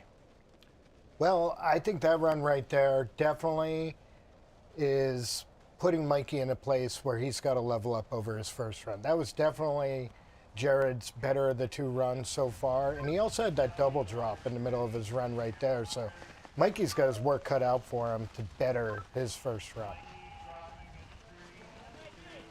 Mikey being one of the younger riders that's out here, but his style is so comfortable. He just looks like he's really at home, you know, with his board, with his equipment. Like, he just looks super comfortable in whatever terrain you throw him in. And it used to be a long time ago that if you were a park kid or someone that competed in slopestyle, people would, like, you'd go up to Alaska and the older crew would just laugh. They'd be like, I can't wait to see what happens. But this new crop of riders is so good and they're so talented that they get up there and they just thrive. They're given the opportunity to do it. And Mikey Cicerelli is going to put on a clinic here for run number 2. A lot of speed. And again, you're starting to see the hints of where slough management comes into play. Little Indy pop off there on that drop. So the question is, do you try to take it back and do a bunch of, Oh, you that's can that see those soft takeoffs. Sometimes they'll just eat you. He was looking right there to follow that track and get some spins going and just got gobbled up. Well, Mikey's got to be stoked to even be in Alaska. I mean, he had a great showing in the duels, but remember, he advanced to Revelstoke because of Mark McMorris's injury, so he's had a great showing throughout both Revelstoke and now here in Alaska, leading after the first run. There we go, as he points it out here. Well, unfortunately for him, getting caught up in some of that deeper snow, it's not going to do well for his, trick scoring of this run as we go back up for the recap. Well, the question is, was Jared's second run better than Mikey's first? I would think say if yes. you're going to call it strictly trick for trick, You know, you could tell that Jared was taking a different approach to this and trying to, you know, kind of build his special meter up here, you know, as he came down this run, because he was doing a bunch of moves that were kind of, maybe one or two of them were like forced because he knew he had to kind of put something together, you know? Yeah, I think Jared stepped it up. He did a couple other tricks, you know, made it look good, flowed it. I was really looking forward to seeing Mikey do a few more tricks. Man, I was ready for it. You could tell that Mikey was winding up for the 720 Yeah. transfer into that pocket and just, oh. Yeah. How'd you go? Pretty good. Nice. Fuck yeah. Rogue ass back 5. Fucking A. Not that sick. Scores for Jared Elston, 87-87. Scores for Mikey Cicerelli, 64-64. All right, there we go. Jared Elston moves on. That rogue backside 540, getting the job done for him. Remember, this is the advancement on to the big final round. So, you know, these scores, they don't carry over. These are gone. You're just trying to make it through these brackets. So there we have it in the semis. First matchup's going to be Travis versus Jared. Oh, boy. Yep. Two of the most intense human beings on the face of the earth They're gonna facing have a off in stare-off. Alaska. All right, heading back up to the top. Dustin Craven will be the first to drop in this next matchup against Blake Paul. Dustin kind of with a sad sack intro to his last. I don't know if I'm ever going to be up here again. I feel like Dustin Craven is, you know, he's got wise wrinkles. You know what I mean? Like he knows so much about terrain. He's been in the game for so long. I could see him being, you know, a factor in competitions like this for years and years to come. Well, he's like a wine. He's getting better with age. And he's mellowed out, and he's really found a focus. Yeah, his body is like a temple, old and crumbling and full of mysteries. Here we go. Dustin Craven dropping in here to the second round. Now, also, you were saying there's a lot of tracks in where Dustin is right now. Pretty beat up, actually. Yeah, I'm wondering if this is just where they think the best snow on the mountain is, so they're really taking advantage of it. There was a subtlety in that backside 360 where he landed, and he was starting to track almost over into that exposed face into the next gully over. That was kind of hairball the way the rail of his board just caught and wanted to redirect him. But that was a great combo of drops right there. Yeah, Dustin sniffing out the pillow drops to Cliff at the end. That was a beautiful line, done well. Yeah, that was really cool. 2 drops in a row there. It just seemed like he timed those perfectly. No falls. Added a little bit of excitement. He isn't done yet, though. Nice little backside air off that hip. Making good use of the travel at the bottom as he heads down to the corral. A little alley-oop 360. So, you know, when we were in Revelstoke, a lot of the terrain was super blind. Now, do you think, like, compare this Alaskan terrain to Revelstoke? You can't see, but it's a lot more. You can kind of get a lot more data when you're riding here than in Revelstoke, wouldn't you think? Yeah, this venue still has a lot of terrain, but it's way more open up. It doesn't have all the trees. It doesn't have like kind of as many of the hidden nooks and crannies as the pillow lines in Revelstoke did. So you get a little bit better understanding of how things flow just through the looking at it and all the photos and videos that we get for beta. So And that's so huge in being just comfortable and letting your board run, which you know, it seems like a lot of riders, they don't really, it goes against your self-preservation gene to like just let my board run in here. And it's hard to tell from every different angle. These features look different, so to piece it all together from the photos and looking from the top and the drone footage, it's you can put a lot of the story together, but until you're in there, you don't really know. So you kind of have to stay really, really versatile and be able to switch it up and still make it down the mountain looking good and on your feet. Speaking of looking good on their feet, Blake Paul, super smooth moves, a style that's been, you know, really brand influenced. You know, like bran, like Metamucil, like flowy. Smooth like creamy Smooth. peanut butter. That's right. I think it's more like butterscotch. Butterscotch. I mean, look, the kid flows straight up. He just looks really natural on a snowboard. And I like the way that he was saying that, you know, he's approaching this terrain. Would this look good if I was filming a video part and maybe not just trying to like ram a square peg in a round hole, get the job done? Well, I think when we talk about the judging in Credo, what we saw from the results of the first run matchup between Dustin and Blake, I think the judges really liked Dustin going through the crevasse, going for a little bit of a hell ride there, whereas, you know, Blake was smooth, might have hurt him, and might have looked smooth to make it not seem as difficult as it was. So we'll see how Blake adjusts knowing the scores. Blake getting the back 7 with the melon grab right there. So super smooth run, puts a big rotator in his run from top to bottom there. That was probably one of the better runs that we've seen today as far as top to bottom smoothness. All right, back up to the top here. Here's that landing. See, I had to shut it down right there. If you track off of that, you're doing like a mellow 70-footer to flat into the middle of one of those high chutes. consequence there. That right there, that's a shot for the highlight reel. Drop to drop to drop. So what do we think here, guys? Is it going to be the tricks of Blake Paul or like the combos of Dustin in that's going to push on? Well, I think it comes down to the Yara and Credo, which happened in the first run as well. I mean, that was a back 7. You got kind of the whip around on it, but I mean, that's the biggest, cleanest trick we've seen so far on this phase. But once again, this isn't a slopestyle competition. You have to put this entire run together from top to bottom. Ready for scores at finish?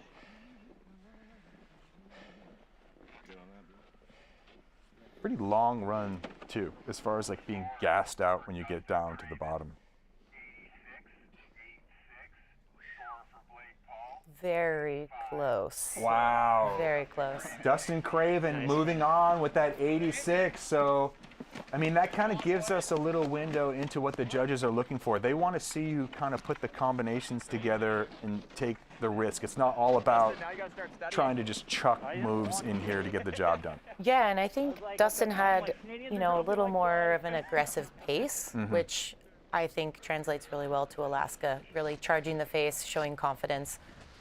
Instead of maybe slower picking your way down the mountain. Right, hunting and pecking down here. Okay, so Ben Ferguson is up next. He's going to be going up against Mikkel Bang. And this, for me, this is the matchup that I get the most excited to see because I think these two riders are so powerful. They're both incredibly talented as far as all different kinds of terrain. Two slopestyle masters. Ben also an Olympic half-pipe competitor, but now we see him here on the biggest canvas that our sport has to offer in Alaska, and they both look equally at home. Like the Ben's going back to that big diving board. Huge front three. Nailing a front 3. Well, we're seeing it here in the second runs too. The riders all seem to be taking a lot more confidence. They at least have some beta on the terrain and the slope and the snow.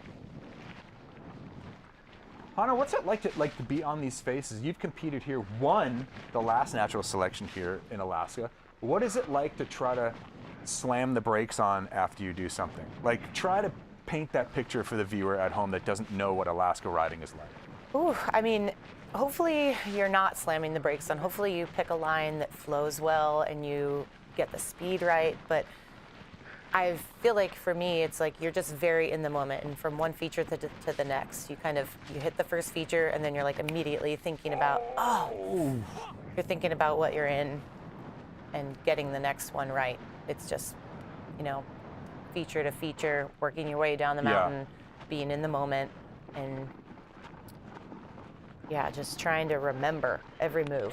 Yeah, that's the craziest thing too. I mean, most people that snowboard don't really get a chance to ride terrain where like you literally get one chance to look at it going up or maybe a picture and you've got to figure it out, you know, figure the scale out from a photograph. It's the craziest thing ever. So unfortunately for Ben, putting a nose in on one of the landings down near the bottom, but we're going to go straight back up to the top. Mikkel Bang had one of the best combos that we've seen so far. The front 180 to switch back 180 butter transfer in run number 1. So smooth.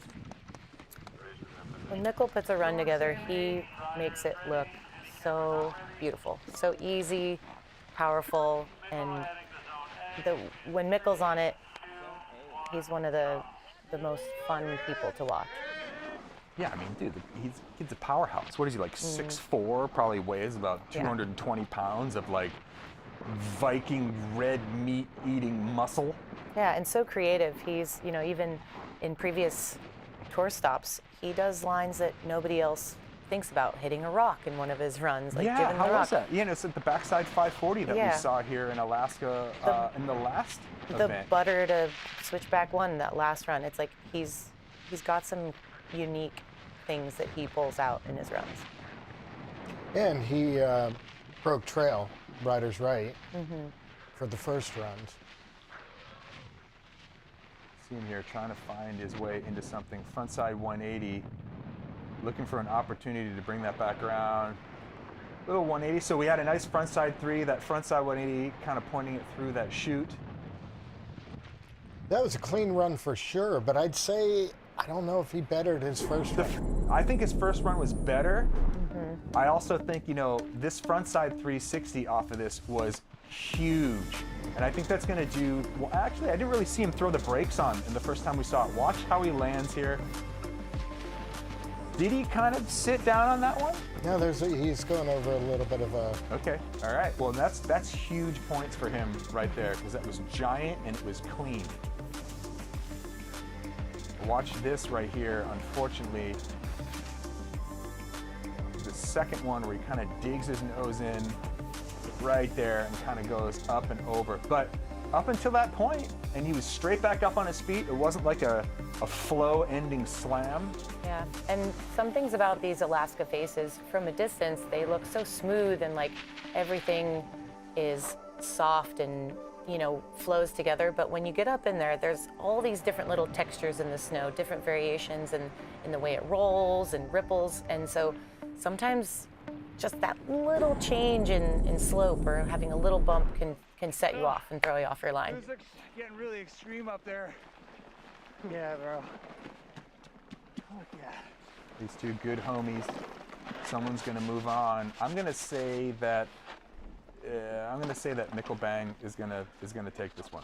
What do you say, Pat? I think it's going to be Mikkel as well. I mean, it's definitely down to Ben's second run versus Mikkel's first. Let's see here. How's it going to shake? Yeah, and there it goes. Mikkel Bang will move on out of this bracket. So unfortunately, Ben Ferguson with that little nose digger will not be putting up a big enough score to take down Mikkel's first run. Yeah, that 90 was a big score off that first run. I mean, Hannah, you mentioned it about the soft conditions. Frankly, through my lens, I don't think it looks that soft. Well, some spots are almost like, I think they get this intel from the upper portion, and then they really get into some soft snow. So let's take a look back at the results as they stand right now. Travis Rice winning over Chris Rassman. Jared's going to take that one. Dustin Craven moves on, and Mikkel Bang. And as you were saying, Pat, it's going to be Travis Rice is going to be up against Jared Elson to start off the semifinal. So into semifinal run number 2 for the women. Kimi up against Elena in this first matchup.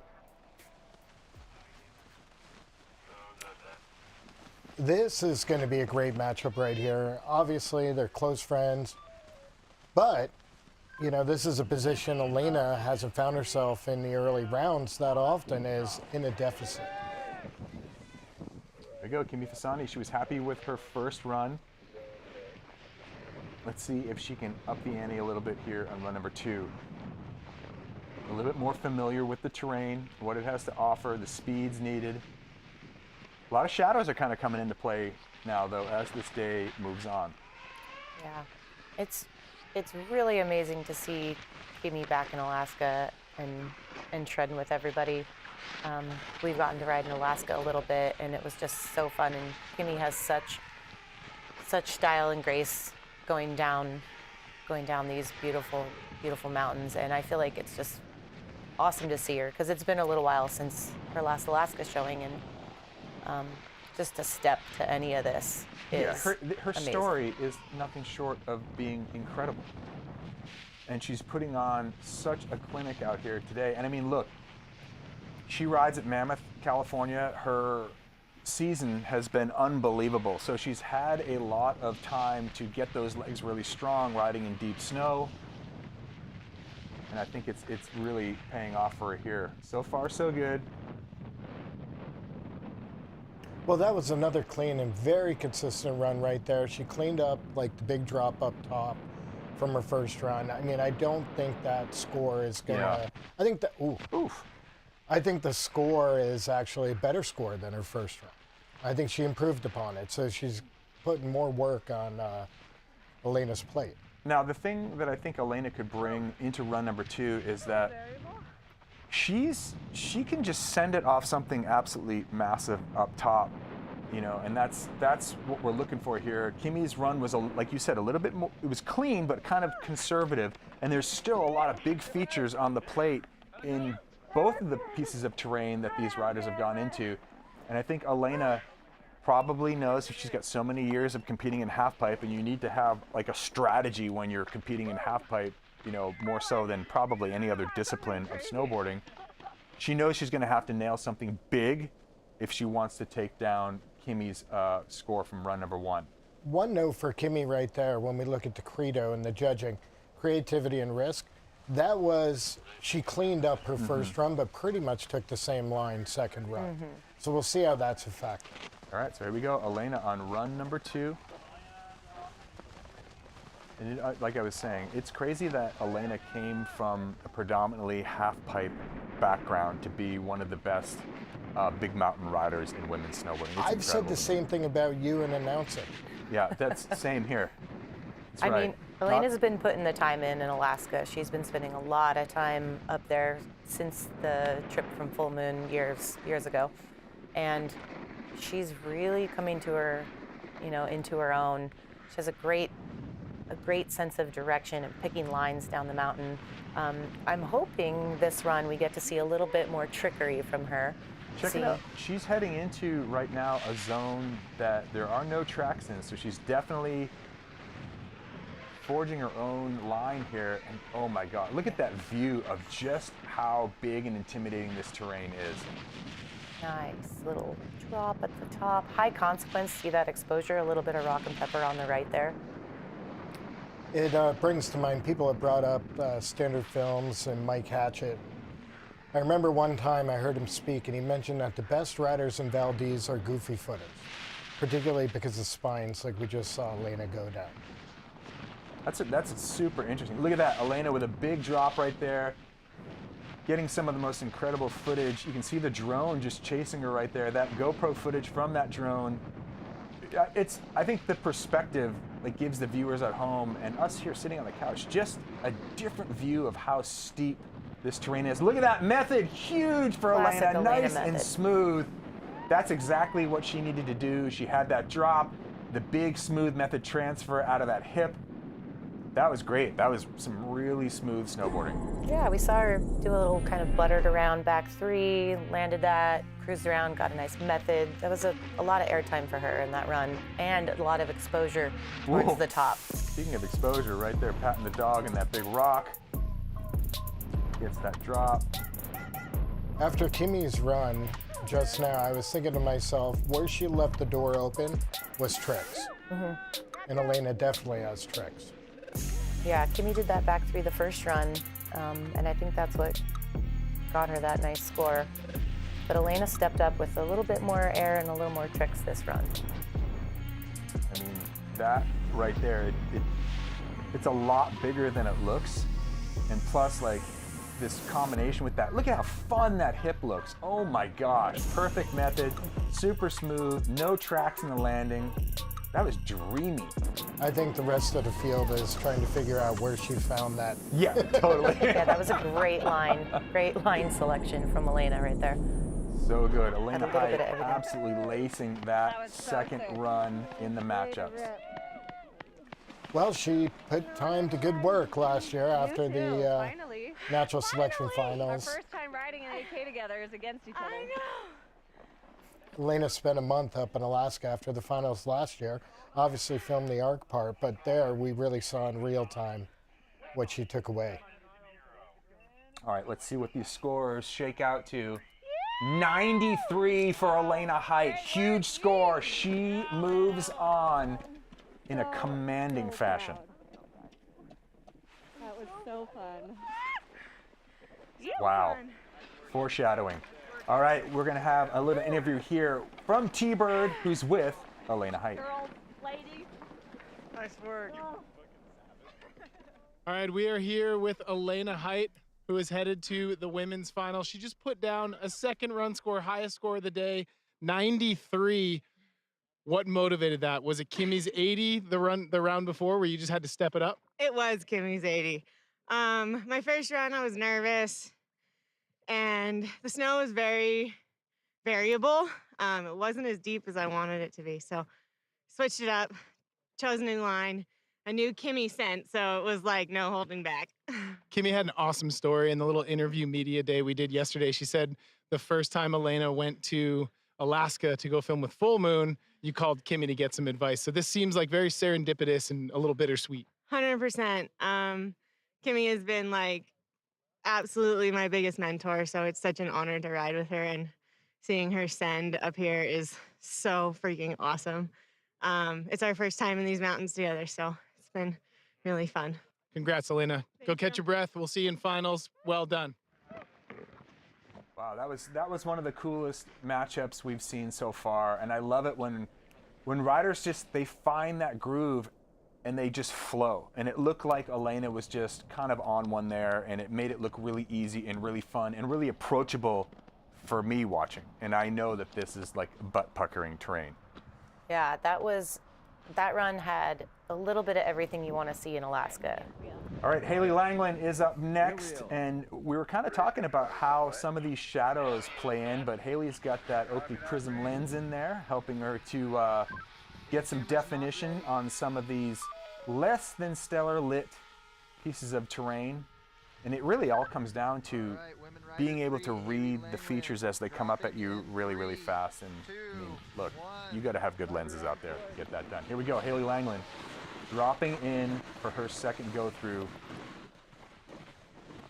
Well, I'm curious to see how Haley manages this run, knowing that she might have gotten a little bit lucky with a couple of the landings going a little too big first round. I'll say this though, Haley has landing gear. Yes. She can stomp. I mean, the Slush magazine cover, you should be pretty familiar with that. Big frontside 720 in BC. Like, she's probably one of my favorite people to watch snowboard because she stomps. And she has a pretty tight stance too. Like, her stance isn't that wide. So she's just super comfortable being able to set things down. Like, her balance point is pretty perfect. I'm going to say it, when she's free riding, she's almost like a Blake Paul. Very light on her feet. Yeah, bird bones. Good style. Here we go. She's looking, this isn't the same, actually maybe it is the same combo that she had on run number one.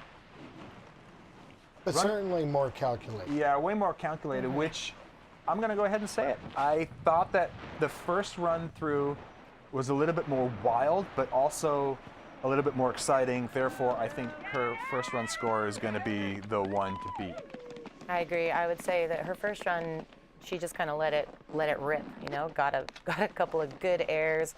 Was down so fast. This one, she took her time. She picked through a few more features. Dude, that run was so cool. Well, and there's a skill in being able to hang on. Yeah. Well, and also, you know, I heard the audio of her saying on run number one, I wish I grabbed my board more. Thing's attached. Here we go, Haley Langland is going to look up and wait for Zoe Sadowski-Sinnott to come down on her second run. Well, when you're up against Zoe, no matter how good your run is, you know, you're never going to take it for granted because Zoe is that talented, that dominant. She is, and I'll tell you what, Zoe's got a solid backflip. And in terrain like this, a backflip can come in really handy. If you are comfortable flipping it upside down, it's essentially a straight air. You know, so to be able to actually incorporate an inverted move and land straight and not have to worry about using your edge to go off of any of these features, it can work to your advantage big time. Well, it's kind of like playing the Joker. You've just got it. That's going to help your hand no matter what. Here you go, a little melon transfer off of that spine. We saw her in run number 1 kind of going off into some uncharted territory. Kind of looks like she's heading straight back over into that zone as well. Looks like she's kind of finding a little flow, cruising down the mountain, a little more confident. A little bit of a white room there. Oh boy.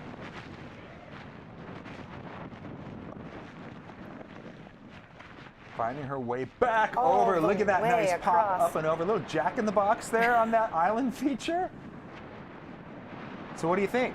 Compare that, Pat, to run number 1 of Hales. Well, I think, like we said, Haley cleaned up her run for the second run, but it might not have been as compelling. It might not have been as entertaining. I'm not sure. This is a little bit of a toss-up, but I think Zoe's second run was better. Yeah, I think Zoe will improve on that second run. All right, here we go with Hales. She gets that little drop. Little frontside grab in on that one. Find some transition. Comes hauling out there into the flats. And then we see this interesting terrain read here. It looks like, you know, she's constantly cutting over to the rider's, I guess the rider's right. And then she works her way back. But this right here, this drop, and also where she kind of popped up and over one of the central spine features was really cool read of terrain. Unintentional double drop there, maybe. And holds on to it and then makes a hard cut over for one more hit on the rider's left side of that. All right, it's going to be interesting to see who is going to go away with this bracket. And Good. I mean, I'm riding the shorter panel, so it's over before you know it. But yeah, it was good. Tried to find some better snow. Yeah.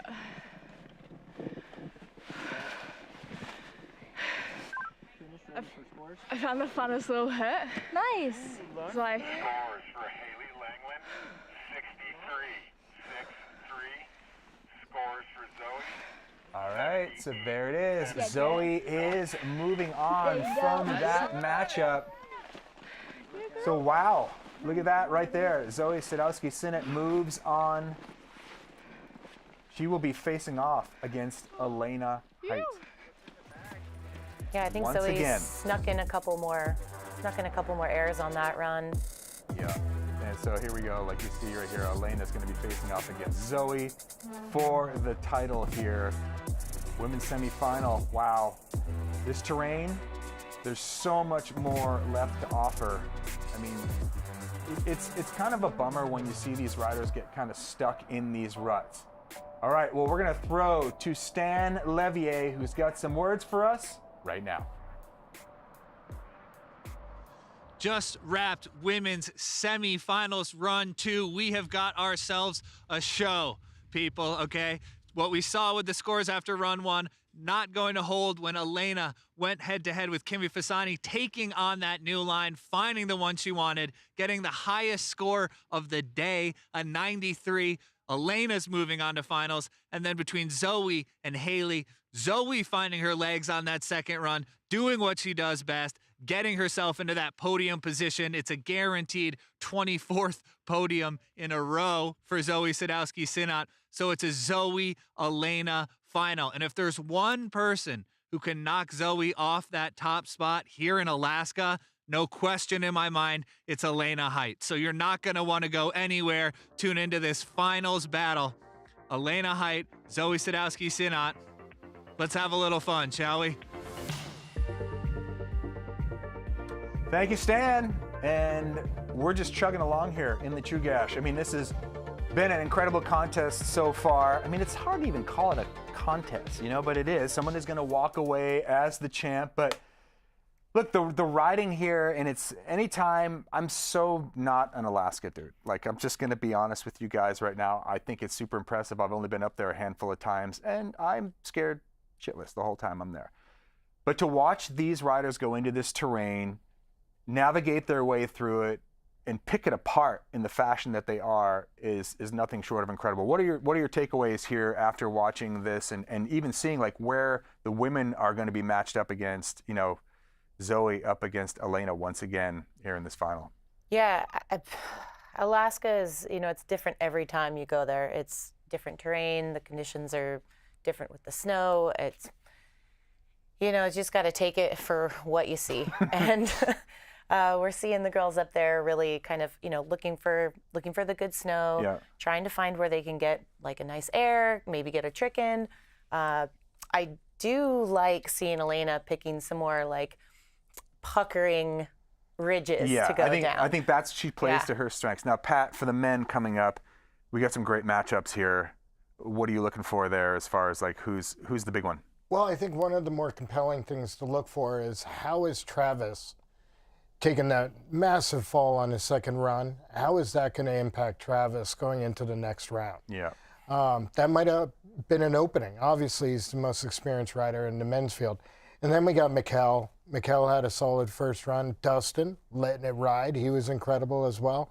I think that's what we're going to look at. And I think the big takeaway for me, both for the men and women, is from run 1 to run 2 is how they got their confidence. They're more acclimated to the conditions, more acclimated to the face, and now they have a moment to sit back and remember, you know, in the Coliseum, we're kind of rotating venues based upon the light.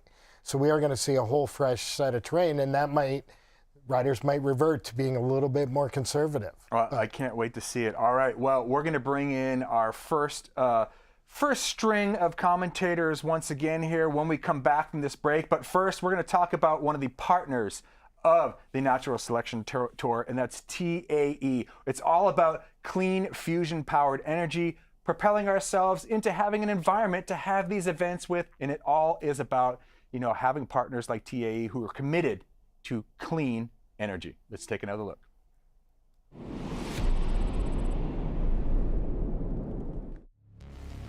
Our winters are changing before our eyes.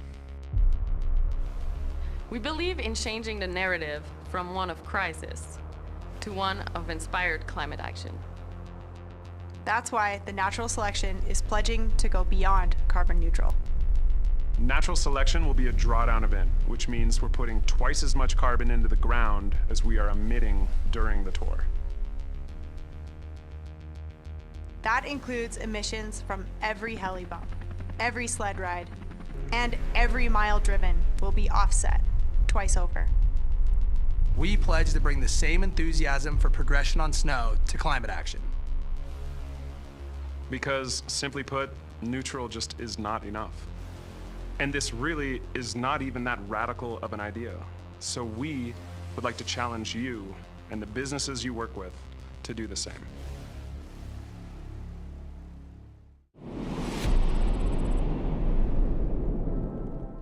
Terrain in Alaska is awe-inspiring. It's huge. It's way bigger than you think. I truly feel fortunate to be able to ride in these mountains.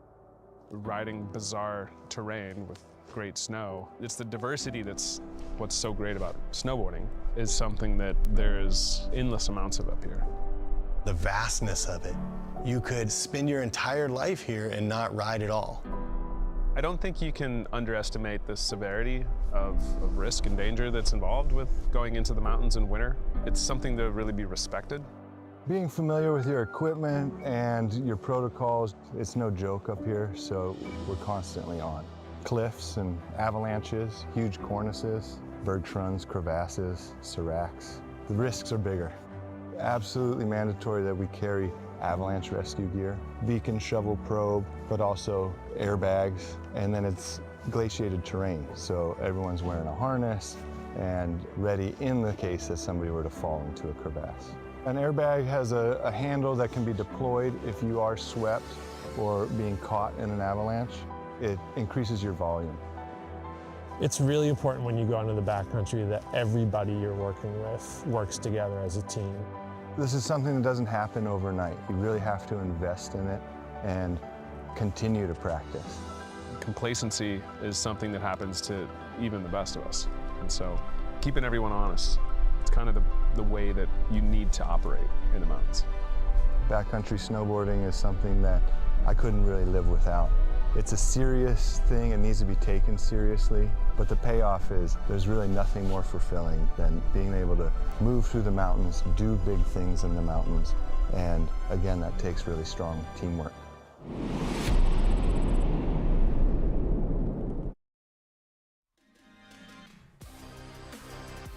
Welcome back to Natural Selection, Natural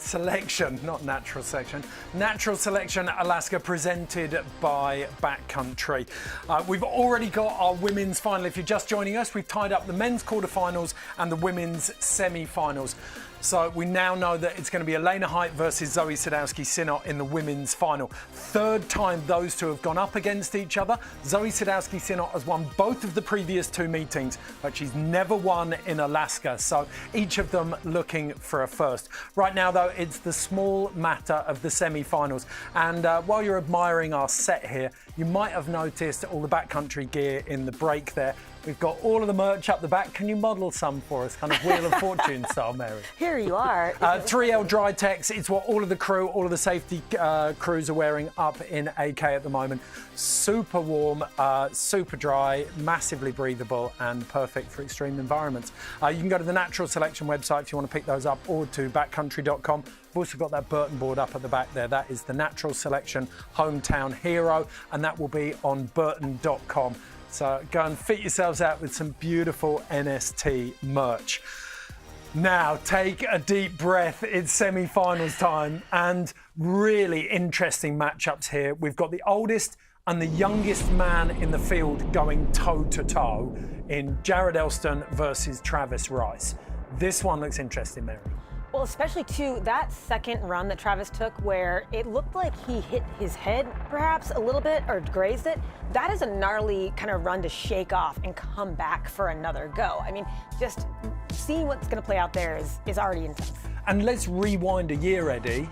This was Jared Elston's first matchup in Alaska in 2022, and he looked like a completely different rider to me. His confidence has grown immeasurably in the 12 months since. Yeah, absolutely, and I think we're in store for some amazing riding. All right, so we have officially switched venues, and we're getting ready for men's semifinals and then men's and women's finals.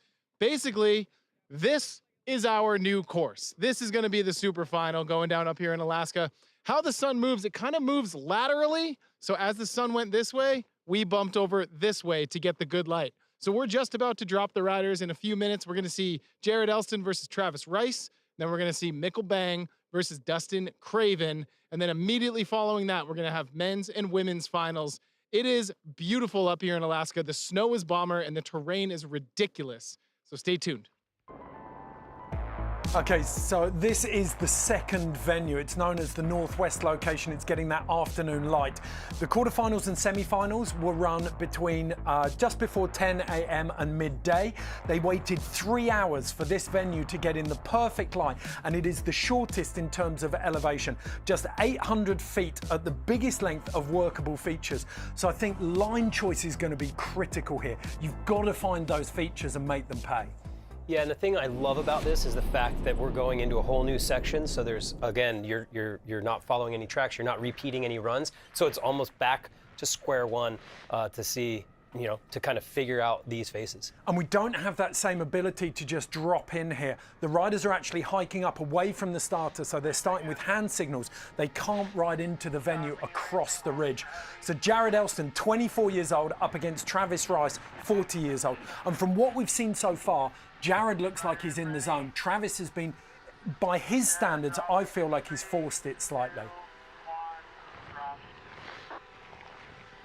So Jared Elston in the foreground there. That's a precarious start gate right there. Yeah, that's insane. Right. kicking things off with a nice little cross-court backside 360, just doing some smooth turns, solid air.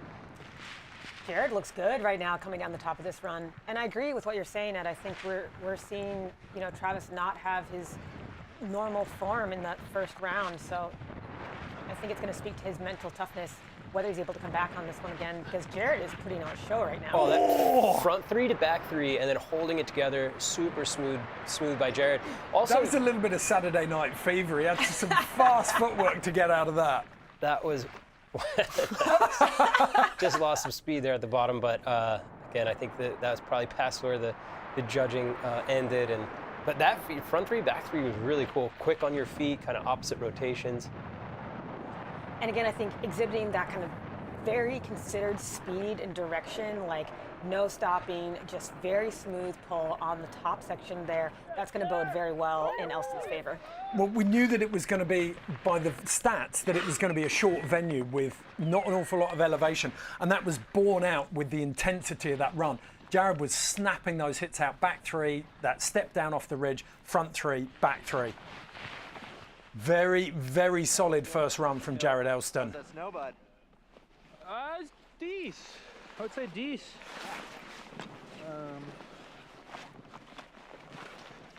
Yeah, sunny aspect is a little kind of just like big crust that you couldn't really gain much speed if you weren't going downhill. Okay, back up to the top, and so far that morning session on venue 1 was not Travis's day. Didn't look like he'd hit his straps. He's had a bit of a reset time, 3 hours now, to get himself in the zone. He's taken a fair amount more run up by the looks of it than Jared. And you know what though? There you go, giving the universal O there for the drop-in signal in the backcountry. And if there's one thing Travis is great at, it's performing under a lot of pressure. So, I mean, he essentially put the pressure on himself going into this run, and let's see what he can unfold. Switch drop in with that switchback one up top. Nice little some turns to navigate his speed at the top of that drop. And beautiful tranny finder. It looks like he's found his stride again right now. Yeah, it's no surprise seeing Travis just come out, and there's a lot of riders who could not set down a run like that after the fall that we saw him have during his last that last round. Ooh. Starting things off, dropping in switch stance, starting off with a little frontside half cab. Well, no, this is the back three off Jared. First I'm run. sorry. Yeah, sorry. I thought that was Travis. I mean, this is a very well-matched first run, I feel like, for these two competitors. Yeah, judges are going to be earning their money on this one. These two are very, very close. I mean, Jared came out very strong. And that's the thing is, Jared he gets better throughout the day, the more time he puts in every one of these, I feel like. The one thing, I feel like I've got to say this with Jared, he's leaning heavily on the back three at the moment. We've seen a couple in 2 of his runs now, and we saw the same there. If there was one chink in his armor, the judges will pick up on that. Whereas Travis has got that switch drop in. That's a really good point, and I think that's we don't see that with Travis very often, especially just because of his comfort with this terrain and his ability to kind of adapt to anything. That back three, kind of seeing it from the other angle is pretty cool. He kind of gaps out to a little pillow and then kind of back threes off the pillow. It'll be curious to see, again, like you just said, Ed, how the judges are going to score this. I mean, yeah, I mean, Jared's run was a little, overall, a little, kind of more flowy, if you ask me. Well, both of them, in terms of creativity. I mean, it was okay, but I didn't, got hung up in some crust on the takeoff. Yeah. Limp-dicked in it. Yeah. It's one way to describe it.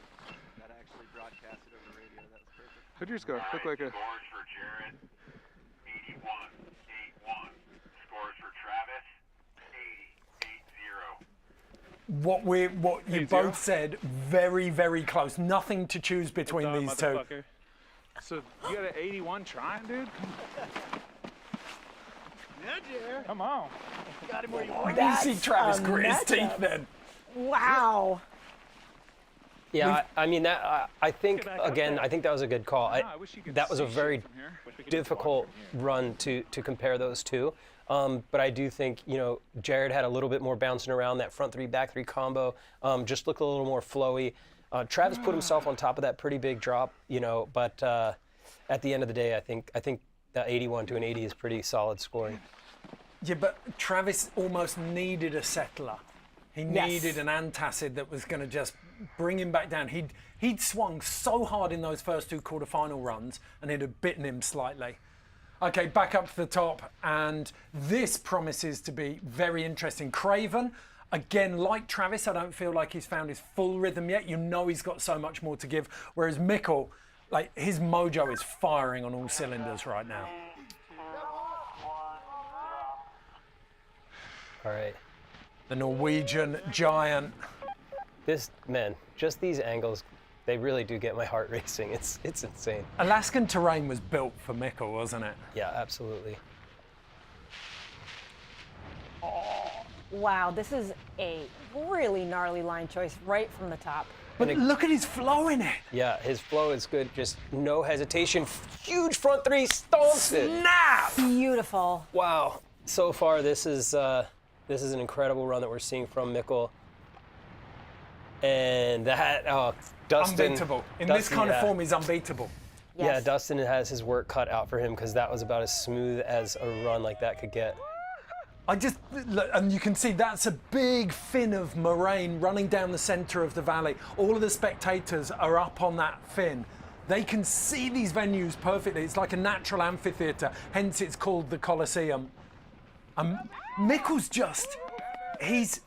I feel like he missed this in 2022. We saw it in 2021. Last year he was brilliant, but by his standards, not great. Well, it's like, you know, we've mentioned before in this broadcast, it's that you have to be in that mental frame, that perfect space to be able to ride this terrain exactly the way you want to. And when you're in that moment, as it looks like Mikkel is right now, you really are in that golden spot.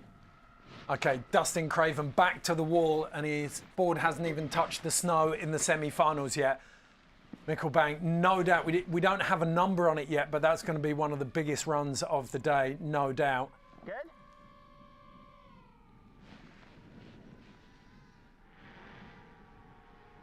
Craven waiting for the okay. You can really get the sense of how steep this terrain is. Yeah, the drop-ins are like billy goat zones. Little popper at the top. Let's see what he has coming in. Kind of staying on top of this ridge line, pushing his slough off to that right-hand side. Cheeky shifty. Back seven, huge. Not a little back seat, but yeah. Popped up really fast. Snow looked fantastic in there as well. I mean, that's an answer back to Mikkel's run for sure. All right, so basically, you know, it's that back seven. Looked like he was a little in the back seat compared to Mikkel's big front three. Okay, another look at Mikkel's. Beautiful run. Just right here, his board control, the way he's navigating this ridge line is just so impressive. That is so difficult. And then there's that front 360. He wasn't forcing it anywhere. He just let the board flow through that terrain. It was beautiful. Quintessential Alaskan riding, but also quintessential Mikkel riding. And then Dustin, I feel at the moment the biggest strengths in his riding we're not seeing. Like that really tech switch game.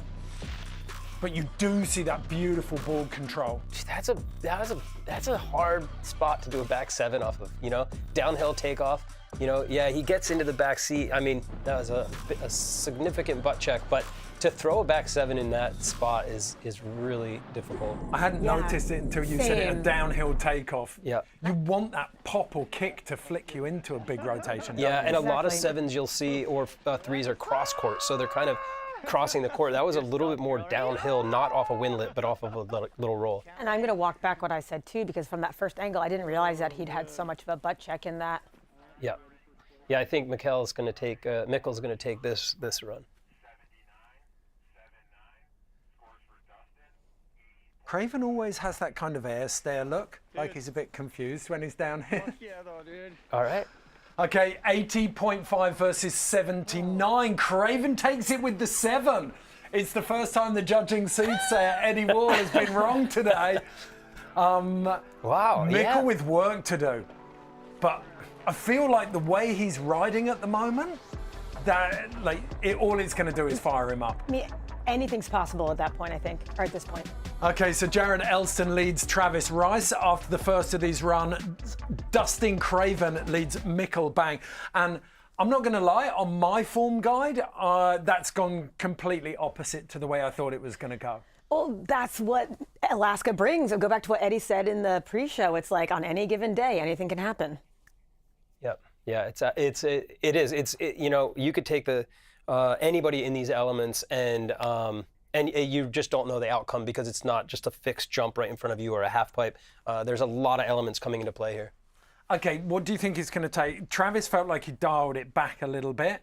How do you feel about Mikkel? Like, where can he push with this? I mean, if we see Mikkel amp it up a little bit with maybe one more spin or slightly getting the spin a little bigger or throwing in something switch like he did during the previous round, those are all areas that he could get points in because his technical riding and navigation is wonderful. Okay, and a little bit of switch game from Dustin could push as well. Yeah, for sure. And you know what? I honestly think Travis is probably right where he wants to be because he uses that pressure as fuel, as Mark McMorris said in the last during the last one. And if there's anything Travis does, it performs well under pressure. Well, we got a tiny glimpse. It was in the corner of the camera, but the moment the scores came in and Jared kind of got up, you saw Travis grit his teeth and just be like, yeah, okay, you've got this. Which is the last thing you want. Yeah. I think Jared excels in that too, though. I think he's kind of poking the bear. I think he wants that. Okay.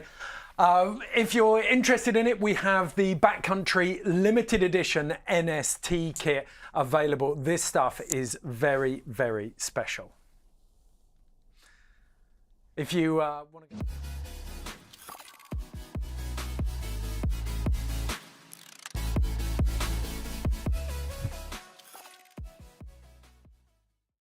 A cool way to think about the NST kit is to try imagine everything that fits under the NST umbrella. These events demand a lot of the athletes and of our crew. You know, we're working in conditions that are, whether they're pure backcountry or side country or resort access. We're dealing with storm snow, we're dealing with POW. We've got weather windows. NST is this blend of backcountry freestyle riding meets a contest scene. In working with the NST team, they were looking for more of a utilitarian design that can really work with their packs, with their radios out in the backcountry and in freestyle riding. It's been rad working with backcountry over the last 3 seasons and seeing the evolution of the product. This kit is at home anywhere people are working in the snow. And if you're interested in it, all of the gear is hanging up at the back there, or you can go to backcountry.com and check it out. Limited edition natural selection gear, top of the line, top spec. We've also got, if you head on over to naturalselection.com, the posters and the NFTs of the event poster. Absolutely love these things. This one is AK, I love, did you see the Revelstoke NFT one? With those layers and the kind of snow on it with the pillows? It's beautiful. Absolutely beautiful. Also worth pointing out that we've got a partnership with Sendy, the app. It's essentially a way to turn your gear into cash. Whether you want to rent it out or whether you want to sell it, you can download the app anywhere in North America. And then if you're traveling somewhere, you don't have room to take your gear, you can find places to rent your stuff. Or if you live in a resort and you want to rent your stuff out to people who are visiting, you can do that too. So turn your gear into cash, download the Sendy app. Okay, we're getting ready to jump back into the second run of the semi-finals. We talked it up, but Travis Rice backed into a corner behind Jared Elston. He's definitely going to come out swinging. And Mikkel Bang, I think a very, very close call between him and Dustin Craven. But if you're making a call now, who would you say? I'm going to let Eddie go first on this one, I think. I mean, if I'm being backed into a corner, I have to say it's going to be between Travis and Mikkel. But you know what? I've been wrong before. Well, you've been right up Yes. until that final call between Dustin and Mikkel. So we're back up to the top of this second northwesterly venue. It's one of the shorter pitches, but it's definitely got the most playful terrain. And you can see there, almost Tordrillo style, melted ice cream kind of spines off the top. Jared Elston back up on top of this little diving board. He gained so much speed on that cross-court traverse, didn't he? Yeah, and you mentioned that the length of this one is a little bit shorter than what we saw in the first round, and that puts a lot of pressure on because you may only have one solid drop to really impress the judges. But Jared dropping in, starting things off with a nice air, and then huge backside 7. Probably he had enough. He had to slow that down. He probably had enough time to do a 10 there. That was pretty wild. Huge respect to him, though, for going for that one. Completely. And when you have Travis dropping behind you, you have to do that. I mean, you could say that about any competitor in this. You have to pull out all the stops. But that's almost Travis's superpower. I think you said it, Eddie. Back 3 to a crippler. It looked like he was almost scraped his head on the ground as he did that. That was amazing. Super clean, though. He has that kind of quick feet, almost like Austin Sweeten style there. I love seeing that, and ending it with a backflip to a big claim by Jared Elston. Right in front of the spectators up on the moraine. I love that comparison, Eddie, to Austin Sweeten. That I had not thought of that before, but that makes so much sense. And this is interesting too, what's going to happen with the scoring and the judging on this, because yes, he had that fall, but he kind of went buck wild right after that. Yeah, it's it will be interesting to see. But again, the judges rewarded Craven's back 7 without much of a clean landing to the front 3 of Mickels. So, I think just even attempting a big trick, as long as you're not cartwheeling down the face afterwards, I think you're going to get rewarded. I think as well, you have to acknowledge the ambition of Jared Elston. He came in here and was really intimidated in 2022. That run, his transition to basically becoming an Alaskan veteran seems to have been done very, very quickly. But now it's the turn of Travis Rice, winner in Revelstoke, defending Natural Selection Tour champion from 2022. Things haven't gone his way so far today. He is behind Jared Elston's first run. He might even be behind his second run because that could be an improvement. Let's see how he responds. Curious to see if he's going to take a new line here or follow a previous track. So far, it looks like he's a little bit on one track. That's Mickels' line, isn't it? Yeah. Where he flowed through here. So far, looking really smooth, really clean. Putting himself on top of a big double here. And, oh my gosh, stomping. And again, being able to stop his amount of speed, going for that huge backflip, that was a very solid run. Yeah, Travis doesn't miss a beat, and I think just honestly remarkable at how his first 2 runs went into going to that one to really pulling it back together and being so composed. That was a hammer run. If that was a first date, it was so direct, it would have been rude. Okay, so Jared Elston on that second run just milking that entire run in for speed for this. That back 7 was so big. Unfortunately going down a bit. So, I mean, the judges are really, he took a pretty big tumble there. I think the judges are gonna obviously dock him points for that. But, got a nice 3, and then this crippler. That combo together, that's what the creativity is talking about, isn't it? It's so exciting to see his advancement in this terrain too, though. I mean, this is like a little bit of a glimpse of the future. Yeah. Well, we said it with that Mikey Cicerelli heat, but then Trav taking a leaf out of Mickels' book. This is a great example of slough management and also not getting in the weight room, and then a perfect little double drop. Look how big that is from that angle. That is massive. Yeah. That drone angle on the GoPro is ridiculous. Again, being able to land and be able to check his speed to set up for that backflip. That was a perfect thinking 4, 5, 6 steps ahead the entire way down. Yeah, I'm pretty sure Travis is going to walk away with the highest score on that run. That 7 was mighty, man. A little too much What you've got to admire in Travis as well is his ability to put those first couple of quarterfinals runs, which didn't really go his way, but he scraped through behind him. He's just sort of wiped the slate clean and gone, start again, take a breath. Landed at. My tail just goes. 75-75. Scores for Travis, 87-87. Damn. There it is. Nice work, buddy. Wow. Yeah. God damn it. Oh, dude, that 7 was ridiculous. Ah, shit. All right. I love to see how much that means to Jared. I think Jared has got a really strong slice of the competitor in him. He's strategic, he hates losing, and it's pushing him really hard. I completely agree with that. All right, drop in 10. Okay, so Mikkel Bang, the Norwegian, goes up against Dustin Craven for the second time in these semi-finals. If you're just joining us, second runs of men's semi-finals in Natural Selection Alaska. This is the live watch party. We're watching it as it unfolds. Okay, so Mikkel taking a fresh line, which I know the judges are going to love to see. Oh, my goodness. There's just not a doubt in your mind that he's going to land it from the moment he takes off. Wow, front 5, making his way switch and then into that cab 1. Wow. I just feel like, you know, they talk about people putting on a clinic. That was someone putting on a clinic of how to ride in Alaska. I mean, Mikkel's on one right now.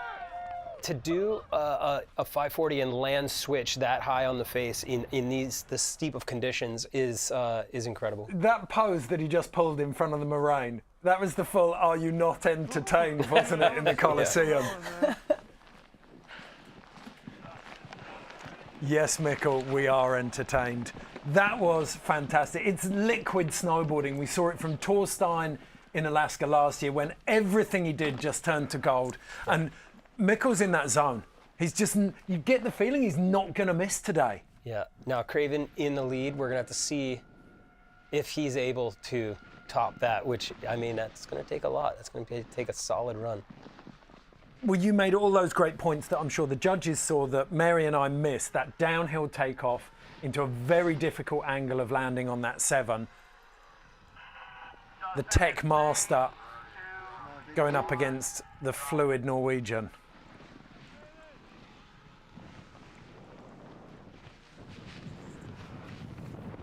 Edge of your seat stuff. A little air to start it, another little method kick things off. And again, those look like kind of mellow, but it's huge frontside 7. Oh! Landed on his feet. You know, it looks like he was in the back seat a bit, but. All right, so it's really going to come down to that frontside 7 and Mikkel's frontside 5. At what point are you ever going to see 2 7s in a semi-final in the backcountry? Oh, this is a tough one. I don't envy the job of the judges right now.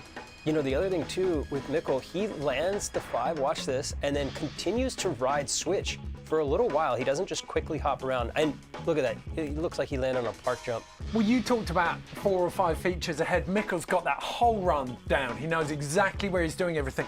And you talked about it at the start, Eddie, in Alaska. Like, you're constantly reviewing your plan because the run's changing as it unfolds. There we go, get another look. Yeah, so he sat back pretty hard on this. I think that's something that the judges are gonna take note of. Yeah, I think Mikkel is gonna walk away with this one. Yeah, it wasn't just a deck chair, was it? The board was above his head for a bit there. Another cutie stomp. How'd that one go, Dustin? Yeah, it was alright. I sat back on my front 7. But good snow, fun. It was cool. I hit it like a hip. I saw that, dude. We can just see it. Yeah, bro. Off. Fuck yeah. Oh. Head kid. I gotta crack a beer with one of you guys. All right, Good. ready for scores? All right, scores for Mikkel, 90-9-0. Scores for Dustin, 86. There it is. Two huge scores coming in there. 2 of the best runs we've seen, but I don't think there's any complaints. I'd love to see that mutual respect between the 2 of them as well, but Mikkel is just on fire at the moment. What did you do? Yeah, this is going to be a very exciting finals. Yeah, so I mean, I love how everybody hugs it out of the bottom too. It just kind of shows that, you know, snowboarding, it's an individual sport, but everybody's out there to have each other's back. Nobody wants to see anybody go down. I'm going to have to check my records, but I don't think, we definitely haven't seen a Mikkel-Travis final. But we are going to see one now. And it's been a long time coming. Zoe Sadowski-Synnott congratulating fellow finalists while it's on to the Pacificos for Dustin and Jared. The after party starts here.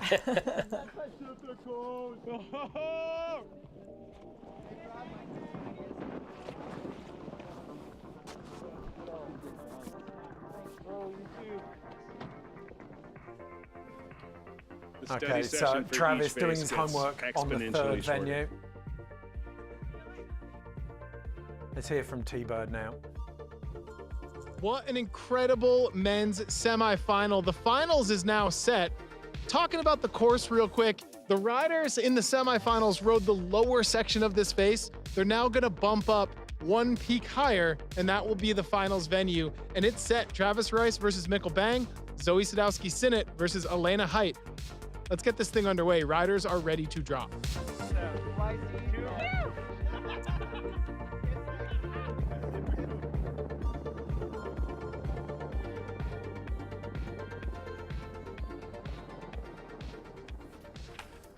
So, semi-finals done. We now know our finalists in the men's and the women's.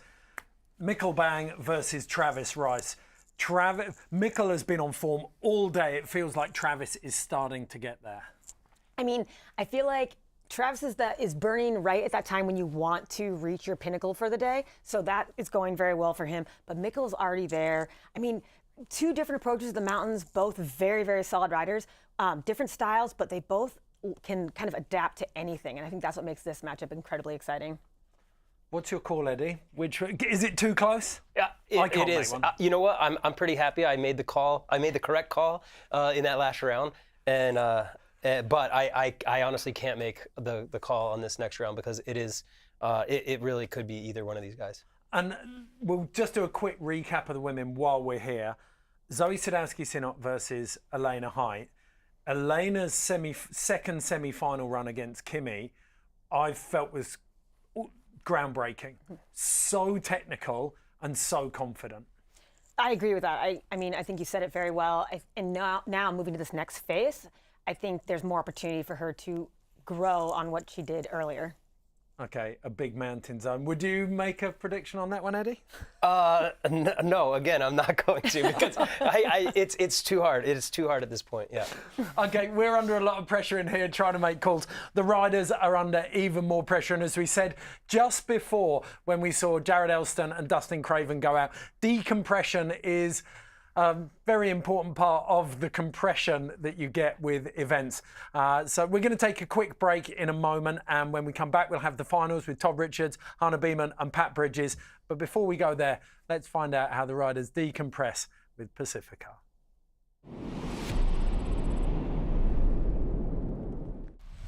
Rider is ready. Any cameras not ready? It's dropping in 3, 2, 1, drop. We're in such a high stress environment that the minute that stress is relieved and we've put on the event or we've had a great powder day, it just turns to absolute joy.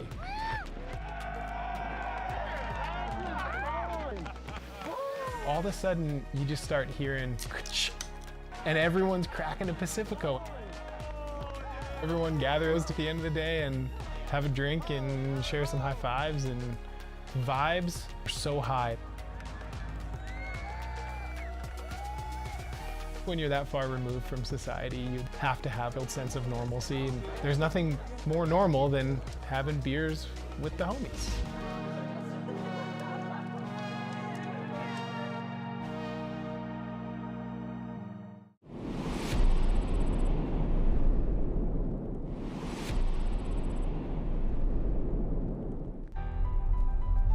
Valdez, Alaska. The last frontier and the ultimate playground for the world's best riders. In snowboarding, it's a tale of David versus Goliath, as mere mortals are pitted against indestructible giants. Nestled in the foothills of the iconic Chugach Mountains, Valdez is widely regarded as the snowiest town in North America. Averaging over 300 inches of snow every winter season, with record winters yielding up to 550 inches of snowfall. Yes, you heard that right. That's over 46 feet of snow. Massive wet coastal storms routinely slam the region, depositing huge amounts of snowfall. And this wet snow sticks to every crag of the surrounding range, rendering even the steepest angles of terrain rideable. The Chugach Range stretches approximately 250 miles east to west and 100 miles north to south. That's just about the size of Switzerland. Their formation was created from the movement of the Pacific Plate as it drove up against and underneath the southern Alaskan coastline, creating behemoths seemingly straight out of the ocean. Couple that with the annual snowfall, and you have the quintessential snowboarder's playground. And now, the time has come to play. 12 of the world's most gifted backcountry snowboarders will be put to the test in an epic head-to-head showdown on the faces of giants.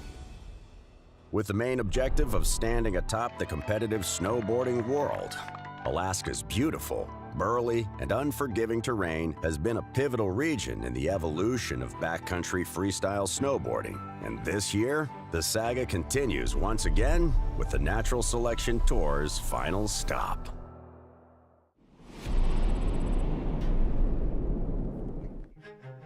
Travis, who has had a long career, he's at a stage in his life, he's like, well, I want to use this as a microphone to really elevate the conversation around sustainability, to celebrate Mother Nature in a very engaging way, and almost use the competition, the content as a Trojan horse to have these conversations and impact change.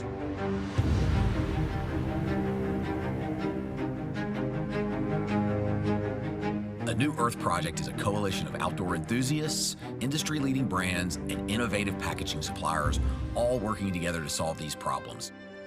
Great things are accomplished by the people who refuse to lie down.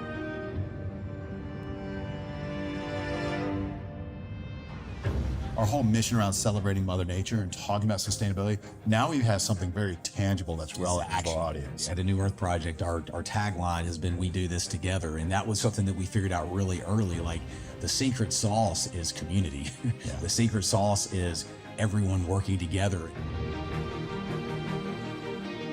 My hope is that brands will begin to look at this sustainable transition as something to celebrate. And at the end of the day, that's what this should be about, is we're all inspired by this beautiful planet, and we have a responsibility to understand our impact and do everything we can to minimize that if it's negative.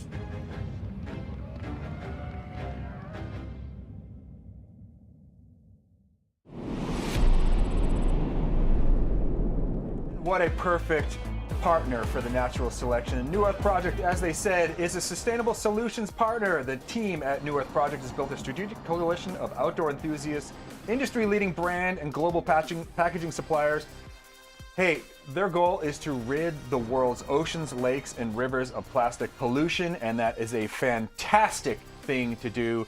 And it's a perfect partner for the Natural Selection. Natural Selection, all about sustainability. Also their partner TIE, into clean energy. Let's do this. We only got one planet. Let's make it last a little while longer. We are into the finals, you guys. We are here. It is the finals of the Natural Selection here from Alaska, presented by Backcountry. And man, the matchups we just saw, Mikkel Bang. Look, we're all fans of Mikkel Bang's riding, but I think we're looking at two completely distinct riding styles. Travis is like a sledgehammer. Mikkel Bang comes in this thing and just smooth grooves the entire thing. But we're going to start with the women here. Elena Height up against Zoe Sadowski-Synnott. Rematching up against each other. We saw that in Revelstoke as well. I mean, another two completely different styles of riding. Hannah, who do you like in this matchup? I really liked Elena's strategy of going for some kind of classic Alaska spiny puckery lines. Right. And Zoe just has some more tricks that maybe we'll see in this next round. Well, here we see the way the men's bracket worked out today, and here we are at the end in the final. Travis against Mikkel.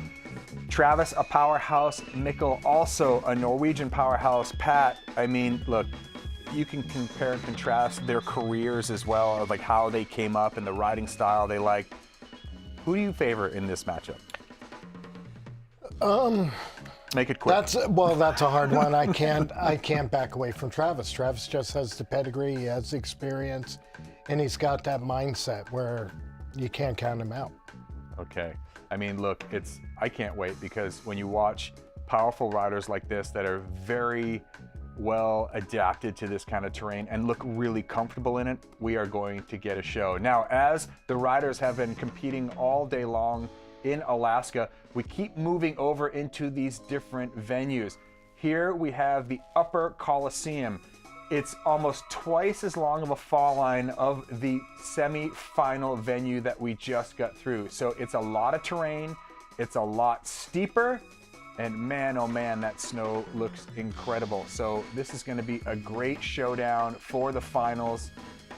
It's gonna be really exciting. I mean, it looks a lot more adventurous in there, Hannah.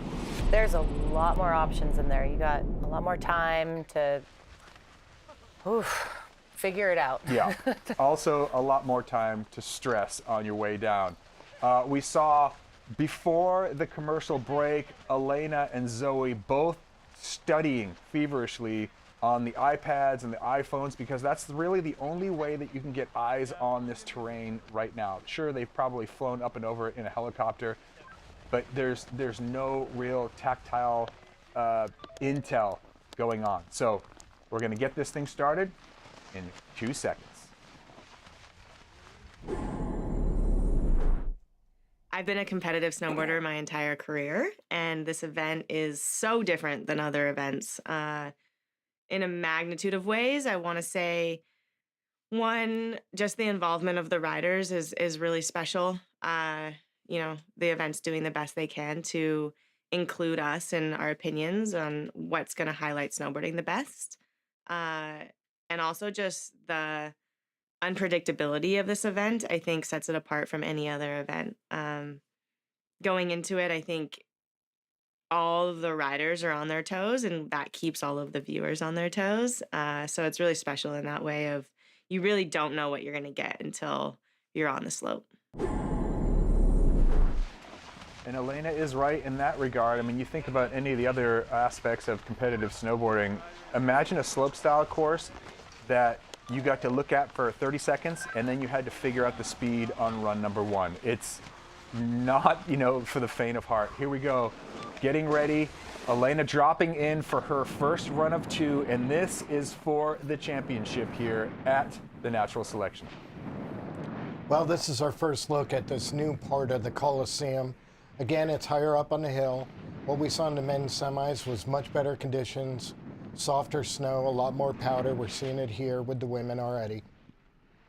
Yeah, that lower section they were just competing in might have had better snow because it was a little lower in elevation. It looks like it's a little more wind affected up high here, so they might have to hunt and peck for that really good snow again, kind of like we saw on that first venue. But I mean, there's a lot of real estate to go and explore over here. Here we see Elena getting herself back into the sunlight, trying to stay out of, that flat light shadows in there. But she's really doing a great job of finding her way through here. It's a lot steeper, it's a lot longer. And this is later in the day too. So these riders have been competing all day long, and she kind of just falls off a little cornice right there. Got herself on top of a nice little rib here. Gonna maybe see a little bit of some drops. Well, here we have a feature of consequence. Nice. And Pat, you said it earlier, like slough management isn't such a big factor today, just probably because of the way the snow has been set up. But there's that really hard snow that's in the middle of these valleys. So you hit that going fast and it can throw you on your face. But Elena, looking like she did a great job to read that terrain. Now she has the intel on it. So run number 2 will be able to push the boundaries a little bit more and try to find some of that bigger airtime. These first runs are really just recon runs, really.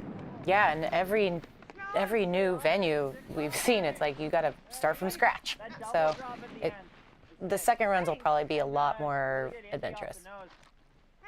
Well, you don't want it to be a contest of attrition, like who falls the least. And that was a very solid first run here in the finals for Elena, so she's going to be able to build upon that, yet she's not really exposing herself too much. I mean, Zoe's got to lay down a good run here to come into the second run with confidence. We see the start up here as Zoe gets ready for her first run. We're going to hear a little bit from Zoe before she drops in here and build a little drama into the finals.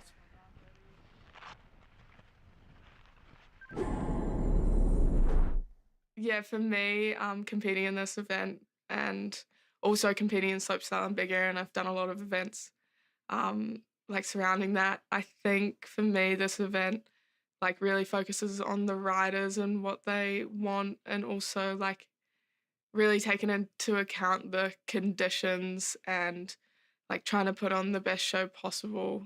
And any competition, it's about the best rider on the best day in those conditions. And yeah, I think natural selection captures that perfectly. Made here, I mean, there's a lot of other competitions that are run by, there is a federation that is determining when you need to drop and on this day and yada, yada, yada. But really, natural selection is all about the group of riders and the event organizers coming together as a group and coming up with the perfect day to run. There's a holding period, much like there is in surfing, and they want to have the riders be able to show their best skills in the best conditions. So here we go, Zoe, her run number one. Will she follow? There's so much terrain here to be ridden. Will she just mimic Elena's line here? She's been really good in her runs previous today of finding her own way through the terrain.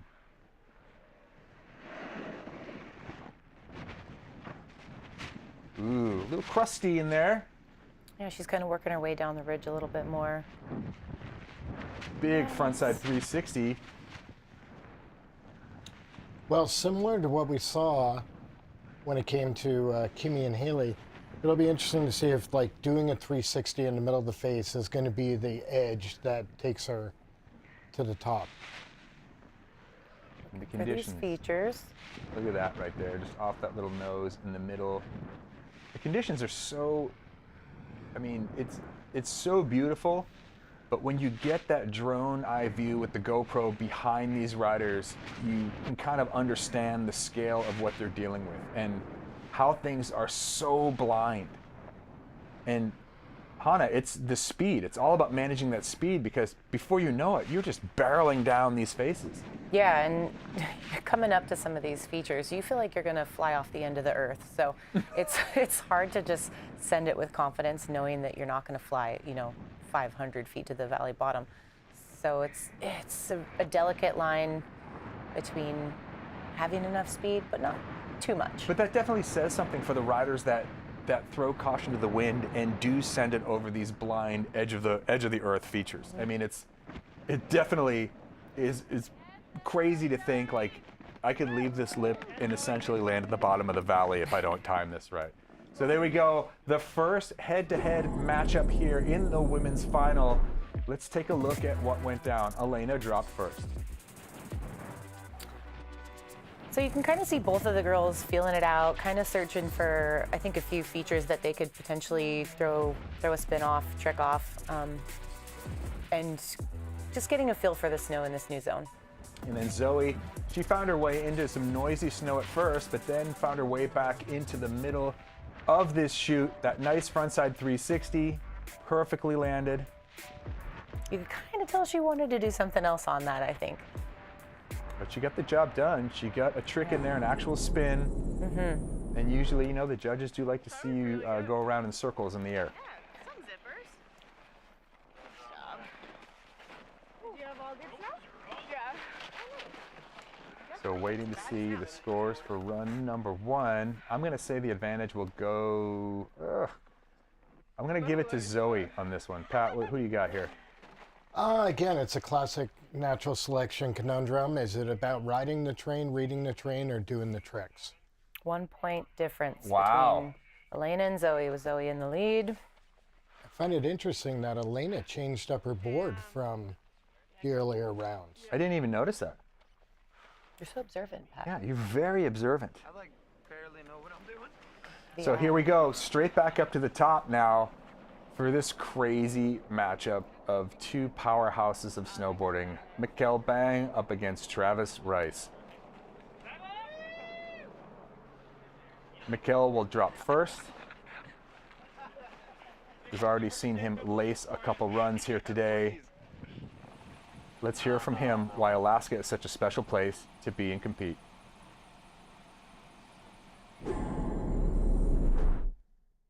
Oh man, Alaska is, you know, at least for me, it's always been a dream coming here. I don't know. I think the first time I went to Alaska, I was like, I kind of, when I was going home, I tried to explain to people like what it was like up here. And you know, when you're on the ocean and all you can see is ocean, when you come here and you're on top of the mountain, all you can see is mountains. So it's a very magical place, and obviously the snowboarding is incredible. All right, so here we go. Mikkel Bang will kick off the men's final. Once again, if you're just joining us, each rider gets 2 runs through this terrain. The best interpretation of the terrain will go home as the natural selection champ here from Alaska. Mikkel has put on an absolute show here today. He, in that last matchup, perfect frontside 540 into the switch 180. As he finds his way into this terrain here, I want him to get some opportunities to land backwards, going very fast down this terrain. Because that's, I think, for me, that's where Mikkel really shines. Both Travis and Mikkel are so good at like their switch tricks, riding powder switch. They sometimes it's like you can't even tell the difference. Mikkel just looking for some opportunity here. This ridge line is going to feed him into some of these bigger terrain features down here at the bottom. But this, I mean, this terrain is so huge. Here we go. Well, again, this is the first run that these riders have had on this part of the face. Whoa, that was a massive air. Great control of the speed. He's almost out of this terrain now. He's got one more chance. Backside 360 and grenades into that landing. Well, I almost get the impression that Mikkel was looking for something up top and didn't quite find his line. Yeah, I mean, it really is, you know, you're hunting and pecking for anything to fly off of, but you also, like, this is, the way that I look at this terrain too for these riders is it's kind of like when you race a car, you're looking like at least 1 to 2 turns ahead to anticipate what's coming. And sometimes in this kind of terrain read, it can hurt you. And it's all about the mental game. And before we get to Travis's run, you know, let's hear from, well, actually, what we're going to see here. The last one, Mikkel's going to be. Try back 5. Almost, dude, that was a nice tumble. I did 5 flips. But just to continue that thought, it's, you know, you're trying to read the terrain like that, a couple steps ahead, is hard because it kind of lets you miss things. All right, now we're going to hear from Travis Rice, who's got a little bit about his mental prep coming into this event. Alaska is a pretty iconic place, and there's a lot of things that make it that way. I think one of the things for sure is that people come up here to ride, and it's just, you come up here with a different mental state of what you want to ride. The nature of how the snow falls here, the fact that tree line's up to, I don't know, 1,500 feet, and it's just this huge blank canvas of, you know, white and rock. And the variables of aspect, snow, and the mountains just create these super odd terrain features that are both, you know, pristine and beautiful and chunky and broken. And it's such a creative place because there's a little bit of everything. And so coming up here, you know, riding, it's like trying to interact with the natural terrain. We call that aggressive art, and Travis is very good at that. And something that needs to be talked about here is Travis earlier on in this event did basically a grape lady, knocked the wind out of himself. He was coughing blood all day up until this point. He is not 100% by any means, but Travis is an absolute monster when it comes to pulling it together when he needs to. A lot of speed from Rice straight away. And even with Travis taking a fall like he did earlier, it doesn't show in his riding. It's almost like he just charges even harder. It doesn't affect him in the way that some might be affected. It's almost like he needs to prove that run wrong by riding harder. Yeah, and I mean, it comes to the mental fortitude of someone like Travis. I mean, ooh, and another tumble, but straight back up on his feet. But Travis is such a strong person physically and mentally. A normal person would just crumble and just call it a day. I mean, I'm not going to say that coughing up blood is something to be ignored, because obviously it isn't, but Travis has found a way to push that aside for just a little bit here. You know, and we've said it before, there is the best evaluating medical field up here that we possibly could get into the backcountry of Alaska. So obviously they went through and evaluated Travis. Here we look back at the recap for these two runs. Matchup here, Mikkel Bang looking nice and smooth up top. Unfortunately for him, big slam down the bottom on this backside 360. Just getting caught a little weird off the takeoff there again. Yeah, look, he got bucked there, and then he said he did 5 flips. That's enough to rattle you. I trust him. I hope he had his pockets zipped. And then Travis, I liked his interpretation up top here, that 180, switchback 180, nice smooth combo. He had a rapid fall as well, kind of went over the handlebars, but was straight up back on his feet before you could even tell what happened. Call that the flat ground McTwist.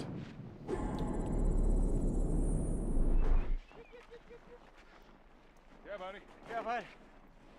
Hell yeah. Feel a little snow in your head? Oh yeah. I did a good tumble. I had like 5 flips, I think, on my. Oh yeah? On my last jump. Ah, respect. Yeah. I was like, I thought I was able to stop it, and then I got that like extra like tumble at the end. You know, the one like you. Yeah. So tricky. What happened to you? All right, scores are in. Travis Rice with an 80. He has the advantage going into the second run. Yeah, go and switch into those sunny fucking walls. Yeah, Switch dude. into those sunny walls. Just been blowing it. All right. All right, practicing his swing into run number 2, straight back up to the top. Now we're gonna hit with the women. Once again, Elena Height up against Zoe Sadowski-Sinnott. Elena will drop first. Zoe has the advantage now into run number 2. But Elena now knows this terrain a little bit better. She can potentially push herself a little bit more and take some risks. Well, and she doesn't have to do much, assuming Zoe doesn't better her first run. It's like a 1-point deficit at this point. And you kind of could hear Travis chiming in about this, but at this point of the day, those faces that have had sun on them for a little while might be starting to get a little crispy, a little sun-baked. So you got to take that into account when you're going down. And what does that snow do to you? You know, when you land in it or when you're riding through it, what will it do to a rider? It can just be really grabby. You can kind of punch through that top layer that's been baked by the sun, and it'll grab you and throw you like a tomahawk, as we've seen. Same with like those kind of deep, unexpected pockets. It's, from what I'm hearing out there, it sounds like the snow's just really variable, and the riders are trying their best to deal with that. I can't think of a worse place to have an aggressive tomahawking is on this face, as we get the GoPro drone view of just how severe this terrain is. Well, there we saw it. Elena's playing to the Alaska advantage, going for the spines, going for the more traditional big Alaska terrain. She's coming up into something right here, getting herself set up.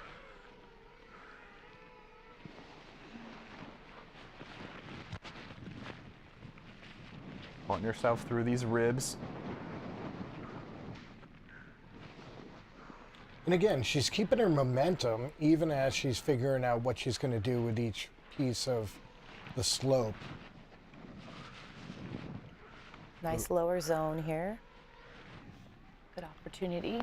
Still plenty of time here in the space. Maybe one more big move. There's a diving board coming up in front of her. Pops a frontside 360, stomps it. Nice little front three from Elena. Well, even looking at the top of the run where on her first run, she, it slid out underneath her as she was going down the spine. So that kind of created a little bit of an imperfection there. And then from there, once she navigated the top spine on her second run, she was able to bring some personality and tricks to the slope, including that front 5. Sounds like she's happy with that. Front 3, sorry. It's always interesting to see, what the riders' reaction is at the end of their run. And usually when they're bubbly and happy, they're very happy with themselves and their performance. It's usually when they're quiet. All right, so Zoe Sadowski-Synnott, one of the most decorated female snowboarders of all time. And she has the support of many of the brands that are part of the alliance here that make the natural selection so special. The brand alliance is crucial to making the natural selection happen year after year. So big thanks to them. And a big thanks to Zoe for putting on a show in multiple disciplines of snowboarding. And when you say that she's the best, she simply is. She's so talented. Front 3 a little bigger this time. Right out of the gate, too. I mean, if you fall at the top, you're playing catch up for the rest of the run. And she definitely started out strong with that front 3. Zoe into some really nice snow right here. What is she going to do off of this? It's a little grab, trying to set herself up here.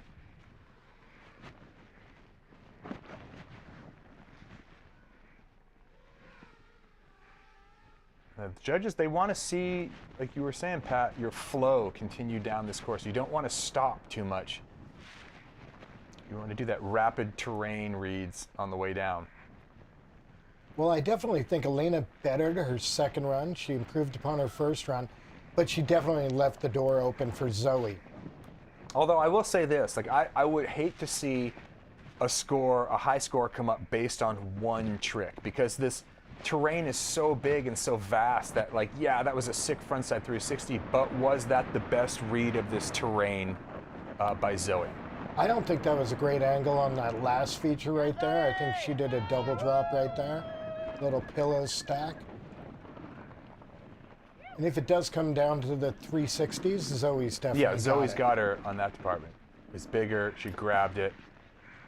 We're gonna have to wait and see. So let's take a look at the recap of those 2 runs. Hannah, what were your thoughts? I mean, we're sitting here talking about, splitting hairs over 360s, but, overall interpretation of this terrain by Elena versus Zoe. It's hard to say. I think Zoe made it flow a little bit better on that second one. I think I could see her getting a little more comfortable. She was opening up those turns, kind of letting it go, and her front 3 was big and stylish and awesome at the top of the run. Elena's was kind of thrown in here at the end. So I don't know. I want to give Zoe a smaller advantage for the 3, but more so because she was just riding the mountain better. There's 2 different types of 360s, right? And we saw this one, she kind of popped it up and over, it was huge. Elena's was kind of more like a pivot 360 off of that chunk. I mean, they both landed it, but Zoe definitely carried a lot more momentum, and it was more like a true 360 in the air instead of like 180 pivot to 180 off. Yeah, and a couple of little layers. That double right there, that was a lot more impressive once we saw a different angle of it. So yeah, I'm gonna give the advantage to Zoe. Great showing from her all day long. How is this gonna go? I think, we have our opinions here of how this is gonna shake out. Mm-hmm. And I just know that both of those girls had so much fun riding up there. It's hard not to. So that's the big win, I think. Well, no matter what, I think Elena's best run of the day came in semifinals, but it was a full reset with a different venue for the finals. Yeah. All right. Well, we're going to get scores here in a second. Who is going to be the winner here? This is for the title here at the Natural Selection Tour Alaska, presented by Backcountry. Zoe, huge frontside 360. Will it be enough to solidify the win? And it is. That 88 from run number 1. Zoe Sadowski-Sinnott will go home as the winner. 2 stops in a row. And we're going to throw it down to T-Bird, who is with our champ. Zoe Sadowski-Sinnott, you are the natural selection champion up here in Alaska. Take us through, how was the snow different on this course rather than the morning course? Was there any difference in snow conditions? Yeah, I feel like the finals course was, I feel like the snow was a lot better and like less variable. You kind of just had to worry about like the runnels and the guts for the hard stuff. And what was your thought like in your line choice and selection? What were you thinking going into finals? For me, going into finals, I really wanted to do something I was stoked on and like get some good snow and find some airtime. And yeah, it's pretty psycho up there. So I'm just stoked to like make it down in one piece. Well, you won in Revelstoke, you won in Alaska, and you just secured the overall natural selection tour title. How does that make you feel? I mean, it's pretty crazy. I don't know. Well, congratulations. Enjoy this one tonight. We're proud of you. Thank you. Huge congratulations to Zoe. I mean, just another discipline that she absolutely crushes. Absolutely owning it up here. Taking those park skills and big air skills into the backcountry is not an easy transition for anybody. And that just completed the set for her. Yeah, that's it. That's nice. And she's cracking open a nice Pacifico here. What an incredible place to have a celebratory beer. If you turn around and you look at the backdrop of what Alaska has to offer, I mean, Does it good get better than Lord, that? just get lost in the majesty. You know what I'm saying? Yeah, it does not get better than that. All right, Mikkel Bang up against Rice. This is it. Who is going to take home the title here? Travis, the defending champ. Mikkel Bang drops first.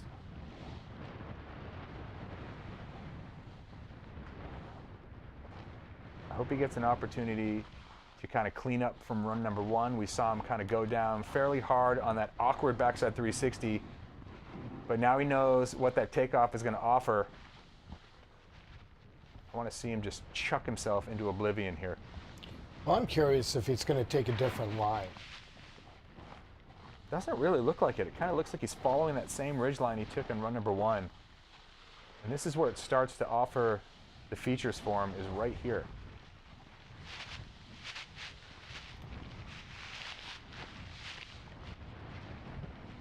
There you go, Mikkel carrying a lot of speed.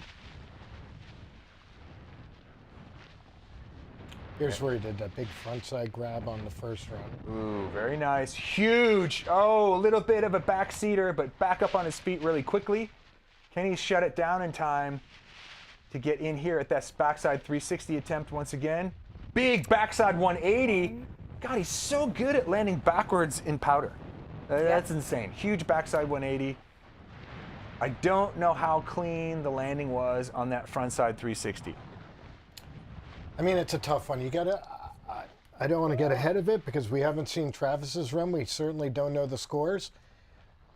But something tells me I just don't think that's going to be enough. You've really got to just put it down if you're gonna beat Travis.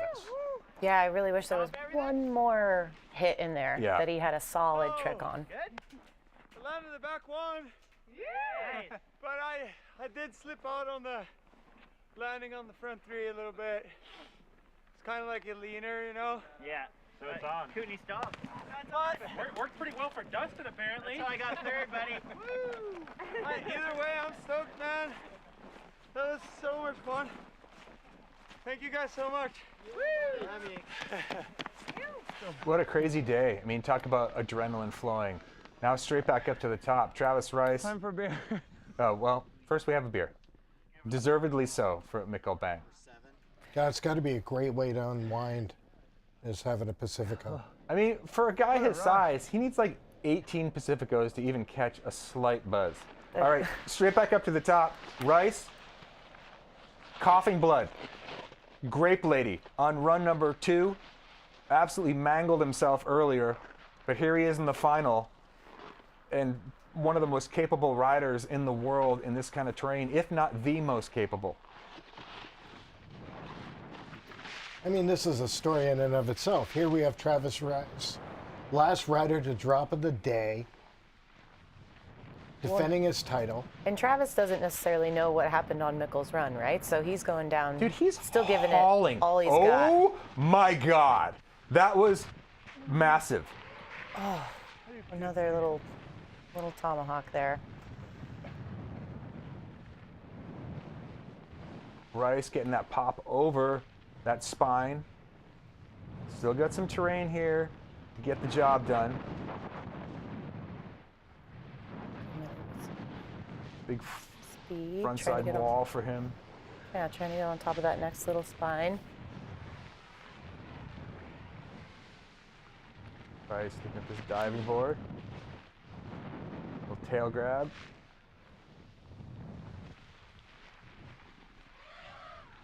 Where's he at? He's looking for something to get the end of this run in the books, and that's it. So Travis, kind of a 720 bail up there. This is gonna be really interesting. I mean, you know, it's gonna be splitting hairs as far as the judging goes. So let's take a look back at the recap. Let's pay attention to this really closely, Pat, because it's gonna come down to like the minute details, because each one of these riders had a couple bobbles on their runs. Well, and I also think it's similar to the women's finals where, you know, like Elena's best runs were in the earlier rounds. I think the same with Mikkel. I think we all saw it. Mikkel's best run of the day was earlier in the day. There's that frontside 360 where he laid back on his hand. There's the backside 180. Little indie poke down, you know, shows your control in the air over the trick. Rides out of that at high speed backwards. That was probably one of the coolest moves we saw here today. I'd say Mikkel has done the best moves, the best landed moves in this competition as far as tricks go. Through each round. Yeah. You know, it's starting the day out with the butter, switchback one out. There's Trav, that big 720 attempt, I believe it was. Let's take a look at it here a little bit closer. Snaps off of it. Oh, actually it was just a 540, but he just kind of like gets himself a little bit too far over the nose on the landing and goes down.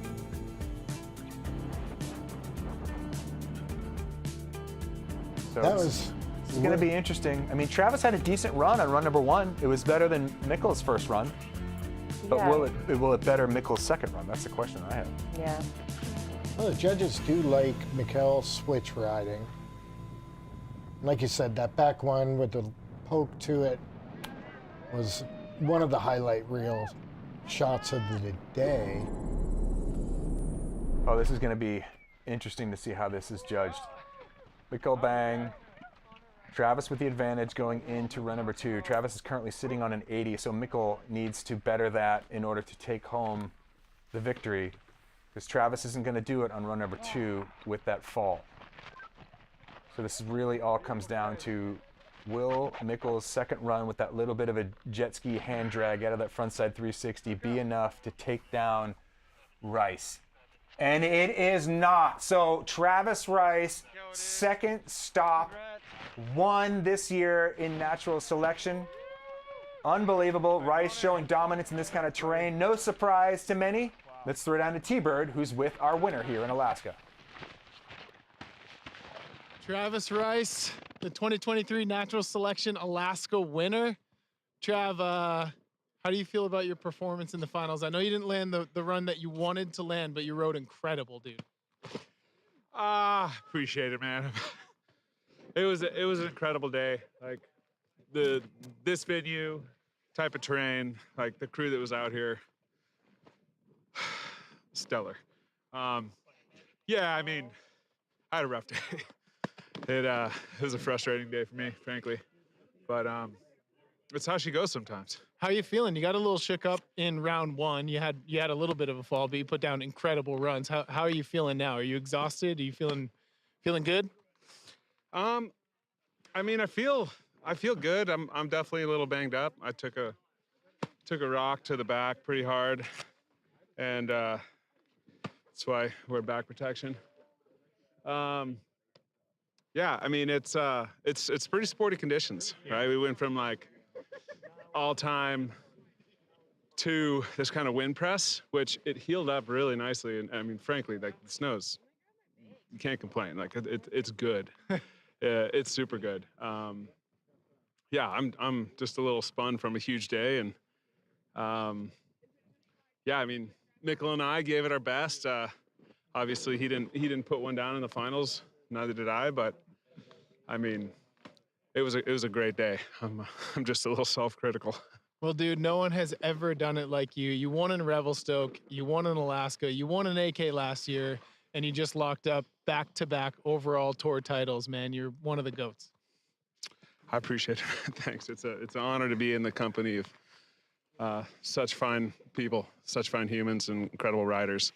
And you know, being able to come out and ride this stuff and do events like this, yeah, I mean, it's just grateful. It's a beautiful day. 10% rule tonight?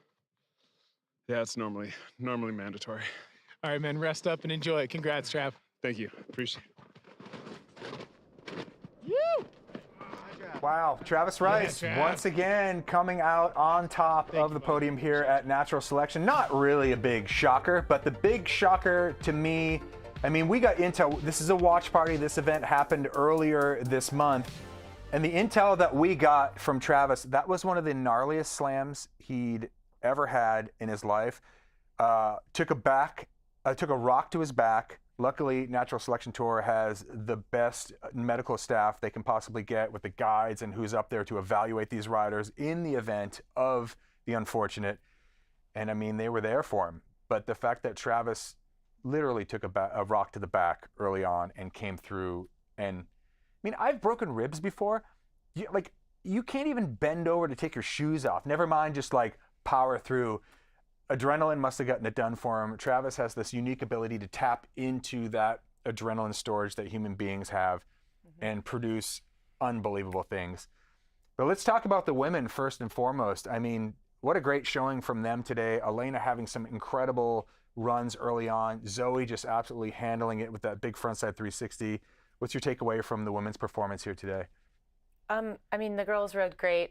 Stepping to any of those faces and riding it and making look good is a feat in its own. But to do those airs and throw some tricks and just make it down and make it look good is amazing. Yeah. And I mean, it is not easy to go up to Alaska and ride a face like that, but to have to switch it up to different venues every time, it's like that's a whole nother mental game of just wrapping your head around navigating your lines and figuring out where to go. That's a whole nother element. And I'll have to say, my favorite moment of the day was Haley Langland's run number 1. I feel like her reading of terrain and being able to have surprise airtime and deal with it was really cool. Pat, what's your takeaway from today's activities up here on the hill? Well, for the women, I mean, I got to mention Kimi Fasani's return to Alaska as if she never left. That was amazing. Look forward to seeing her up here again next year, hopefully. I agree with you on Haley's first run, just sending it and still holding on, hell ride style. I think both for Mikkel and Elena, the second place finishers, I think both of them, their best runs and arguably the best runs of the day happened in the earlier rounds, but it's a long day. And you have to put it down when it counts, which is the finals. I think Craven rode strong. Obviously, Jared rode strong. A lot of amazing riding. I mean, who knows what would have happened as the venues changed for riders like Ben Ferguson. But all the riders did incredible. And obviously, Zoe and Travis earned it. Yeah, absolutely. Well, if you want more, because we're going to stick around here, we're going to talk about this on the post show. We're going to invite Ed back in here, Eddie Wall, Hannah, and also Mary Walsh. Actually, Eddie Wall, no, he's not coming back. It's just me, Ed, Hannah. We're going to talk about this thing with Mary and break it down for you. So stick around. The post show is coming up next. Don't go anywhere. Terrain in Alaska is awe-inspiring. It's huge. It's way bigger than you think. I truly feel fortunate to be able to ride in these mountains. Riding bizarre terrain with great snow. It's the diversity that's what's so great about snowboarding, is something that there is endless amounts of up here. the vastness of it. You could spend your entire life here and not ride at all. I don't think you can underestimate the severity of risk and danger that's involved with going into the mountains in winter. It's something to really be respected. Being familiar with your equipment and your protocols, it's no joke up here, so we're constantly on. Cliffs and avalanches, huge cornices, bergschrunds, crevasses, seracs. The risks are bigger. Absolutely mandatory that we carry avalanche rescue gear, beacon, shovel, probe, but also airbags, and then it's glaciated terrain, so everyone's wearing a harness and ready in the case that somebody were to fall into a crevasse. An airbag has a handle that can be deployed if you are swept or being caught in an avalanche. It increases your volume. It's really important when you go into the backcountry that everybody you're working with works together as a team. This is something that doesn't happen overnight. You really have to invest in it and continue to practice.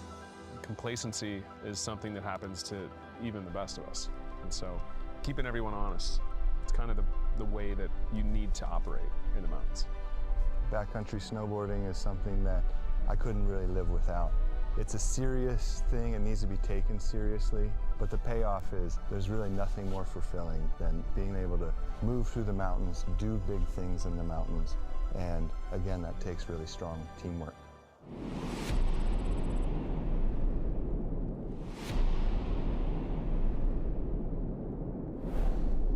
Back to Natural Reflections, presented by Kodiak Cakes. Do you like what they did there? Reflections? That was solid, dude. What an amazing day of action. Joining me in the studio for the post show, we've got Todd Richards, Hannah Beeman, and Mary Walsh. We're going to be running over the best runs, the winning runs, the Sendy moments of the day, generally picking apart all of the ridiculous action we've been witness to over the last 3 hours. Hannah, we'll start with you. What about the women's line choices? For me, that was the standout of that final. I mean, I loved Haley's first run, just on the gas out of the gate. It was, I love seeing that. I love any charging in Alaska is so fun to watch.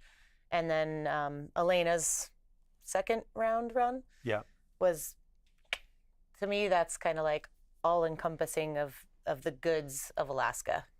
There was a moment there, Todd, I think you talked about it, where the drone kind of revealed what was beneath her and the size. It was the biggest slope in terms of elevation. And there was so much exposure, such a ridiculous gradient. Well, you think about, like, you know, I was talking about how one of my favorite moments of the day was Haley's, like, surprise airtime, you know, and it's like, and Alaska is, like, you can get a lot of surprise airtime in Alaska, you know, and the way that a rider can deal with that. And I think that's what, you know, that's why these riders are like the best of the best. That's why they get invited to these things and keep getting invited back, is because their ability to think on their feet very, very quickly. And when you're facing exposure like that and you're like, okay, well, I'm not really going to slow down. I just got to like pick this apart on the go. It's something that some people don't have. You know, and to stop, most people don't have. You can learn it, but you can learn it. But learning that skill hurts, straight up. Or it costs. Right. Like Gigi Ruff, I remember talking to him, it took him 7 years, he said, to really be able to guarantee that he was banking parts in Alaska. And on that subject, you come across to Zoe Sadowski-Synnott. It's her third time up there. She did 21-22. She hasn't won up there. But yet she steps in from this freestyle background and somehow just steps up to that kind of terrain, Mary. Well, I think it's that Zoe has this cat-like ability to just land on her feet and find the landings and this very variegated terrain. And even though she's kind of born from this slope-style competitive, you know, park lane element, she translates that so deftly to natural, like, big mountains. It's pretty incredible. She's just a natural. I have to say, Zoe is hitting jumps that are like 100 feet to the knuckle, doing switch backside 1260s. Yeah. Like, she's pretty comfortable in the air, you know, so it's not a big shock to me that she, like, it's more the landing in powder. Yes. I think it's not the, like, I'm just going to go off this thing, because, like, if you have that kind of mentality, you can go off anything. But it's the ability to land when you need to is what really sets her apart. Well, and I think Zoe's really like good at playing up her strengths. It's like you're not necessarily seeing Zoe going on to some knife ridge and navigating down. It's like she knows she can go hit these couple little features that are somewhat safe, if you want to call anything Alaska safe. But she can go hit those and do some tricks and like make some other beautiful turns and get down the mountain her way. She's not trying to go on some death-defying knife edge ridge. And I think that speaks to you know, her style of riding versus maybe others. Okay, let's take a closer look at it and we can pull it apart. This is Zoe Sadowski-Synot's winning run, and it is a thing of beauty. I mean, what's fascinating to me, I think you know this, if you grow up on the East Coast, if you grow up in Scandinavia, if you grow up in New Zealand, where you have a lot of variable snow, it teaches you to use her edges. And her board control, no matter where she is on the hill, is immaculate, I think. Yeah, she's super strong. And I think too is like, and you can get a strength from going to the gym, or you can just be born with an innate, like your core, your frame is strong. Like him. Like him, but Travis has like this weird thing too, where like the little thing that makes the spark that tells you to be scared is broken, and he uses it to his advantage. Mine is oversized. That's what my strength is. My little circuit is like beeping like a red light. I think Travis is just so good at adapting. Like depending on where he finds himself, he can make split-second decisions to alter and adapt his run that sometimes play out to a insane advantage, and other times it's like he just hammers it out. The thing that impressed me most with his performances today was he came out almost in his Revelstoke mindset for that first run, just I can land anything I want, I can do anything I put my mind to. He took the heaviest slam of his life. We saw him suffering from the phenomenon known as a winding as he fell. And then in that gap, that downtime, he was able to reset and come back out and lay down that semi-final and then the final runs. Well, he took like one of those hits. It's like help me, don't touch me. It's a day ender for anyone else. No, totally. It's a fly me back. I want to go sit on a couch somewhere. Right. But I think that speaks to how present he is, or at least how present he appears to be, that he can kind of shake everything off and be like, okay, I'm in this moment. What do I need to do right now? Nothing else matters. Yeah, his mental strength is like unrivaled. Well, both of them, Travis claims another Skidoo for the win there. So Travis has won Revelstoke Natural Selection, Alaska Natural Selection 2022, and then Alaska Natural Selection 2023. The last three NSTs he's entered, and he's now two-time NST champion. Backyard is just freaking littered with giant oversized novelty chicks and freaking snowmobiles on top of each other, like trucks. Like, I don't know, let's just go pick one. It's more for him to bring his friends out there. If you're in Jackson Hole right now, you might want to look out for a second-hand Skidoo. That'd be a good one. Zoe also picks up a Skidoo, and if you're interested, that board behind Hannah's head over there is the Burton NST Hometown Hero. You can go and pick that up, and if you feel like it, you can take it to Alaska and try and take on one of those lines. Yep. Anyone? Can't wait for the Commentator Cup next year, where they drop us off at 4 o'clock when the shadows have fallen. And okay, guys, pick your way down this. We'll on follow. a 154. You guys lead. We'll root you on from the bottom. Okay, the winners are decided. The one thing that isn't is the Sendy moment of the day, which, if you're interested, Sendy is the app that you'll find in North America. Turn all of your gear into cash, either selling it or you can rent it out. If you're stuck for gear and you're in a resort that you don't know, you can go on Sendy, rent any of the equipment off the locals so you can find exactly what you're looking for. In the meantime, though, Sendy moment of the day. What impressed you most? Mary, start with you. I'm going with Mikkel's first run. That butter to the switchback one, that was awesome. That was, I feel like, quintessential, just like his rock tap in Jackson year one. I think you might have called it. We're getting shown it here. Oh, no, is this semi-finals run? It is. That was Mikkel's first run in the semi-finals, I think. Well, he's a highlight reel today. I mean, Mikkel did that frontside 360, the switchback 180, the front 180, switchback 180, and also, you know, that perfect backside 180 off the rock. He landed the most backwards right away in this plateau today. Okay, here's the women's Sendy moment of the day. Getting Sendy off the top rope. That is awesome. That was fantastic, wasn't it? And and a back three. Mary, you made the point as well today elite level podiums for Kimi.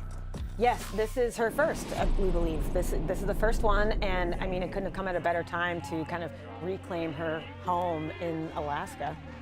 What a brilliant moment for Kimi Fasani. And here we have the Pacifico Independent Spirit Award. I mean, someone said it in Revelstoke that psychiatrists write books about the flow state in the mindset Travis was in Revelstoke. I think Mikkel could claim the same thing up in Alaska. He's been nothing short of immaculate. The last run, he kind of fell off a little bit, but up until that point, everything he touched turned to gold. Elena, the Sendy, or not the Sendy, the Independent Spirit Award. I mean, I love her story. You know, I love the story of this competitive half-pipe snowboarder, the first woman to ever do a double cork in the half-pipe. And then fast forward 8 years, and she's like just as much at home in Alaskan backcountry and putting together combos. Look at that that's like the most fun thing to me that I saw all day long. It's just that drifty method. And there's no bomb hole. The track met the transition perfectly. Yeah, that was a great run. I actually think probably the most underrated thing I saw today. I really, really enjoyed. And that was Elena's a double second line run. too. It was, she landed that first trick, and then there was no weird speed checking in between. It was just a flow from that straight off. And that's like, when you think about Alaska riding, you think back to like Matt Goodwill, or, you know, we keep talking about like Johan and Noah Selaznik. Their runs were very freestyle oriented, but there wasn't a lot of checking. There wasn't a lot of speed management. It was just a flow. And that's really how you separate people that go and ride Alaska to the people that were born to ride Alaska. And that's why those sections still stand up. You can go and watch TB5 Johan Olofsson, you can go and watch any Victoria Jalous section, and it still stands up because they had that. And that's what we've witnessed here today as well, I feel. Yeah. Now, if you like what you've seen, you can get in on the action. There is one of the Dakine vests signed by all of the riders going up for competition on the Natural Selection website. But to enter, you need to own an NFT, which if you don't, go on the NST website and there is a drop-down menu there that you can check out the NFTs on. So go and get yourself an NFT, and then on the Discord on the 28th of April on the Natural Selection website, we will be giving away that signed Dakine vest. Wow, what a day. We talked about Revelstoke being the day snowboarding took a collective deep breath. I think that was your line, Mary. But today, I mean, that's lived up to the hype once again. It's getting harder and harder to deliver because as each event goes on, people keep stepping up to an almost ridiculous level. And Hannah, I mean, you've been out, knee injury this year. You're going to step back into the fray. Yeah, we're sitting next to a winner of this event here. We keep glazing over that, but that's, yes, she's won this. Good job. I'll be back next year. I think I'm better at that than this. I want to know just quickly, how do you prepare to go on that tour? Oh, I mean, I try to just snowboard as much as I can and ride something similar to what we're going to be riding. It's so hard to mimic any of that terrain. It's like you just got to go into it feeling like you've prepared the most you possibly can. And I know everybody does that in different ways, but I mean, snowboarding is a good start. Well, our loss here in the studio will be our gain on the screen there. I look forward to seeing you back on the tour. One of our biggest partners in Natural Selection in terms of sustainability is SeaTrees. They are committed to reducing carbon footprints and carbon dioxide. So let's have a little look at their work.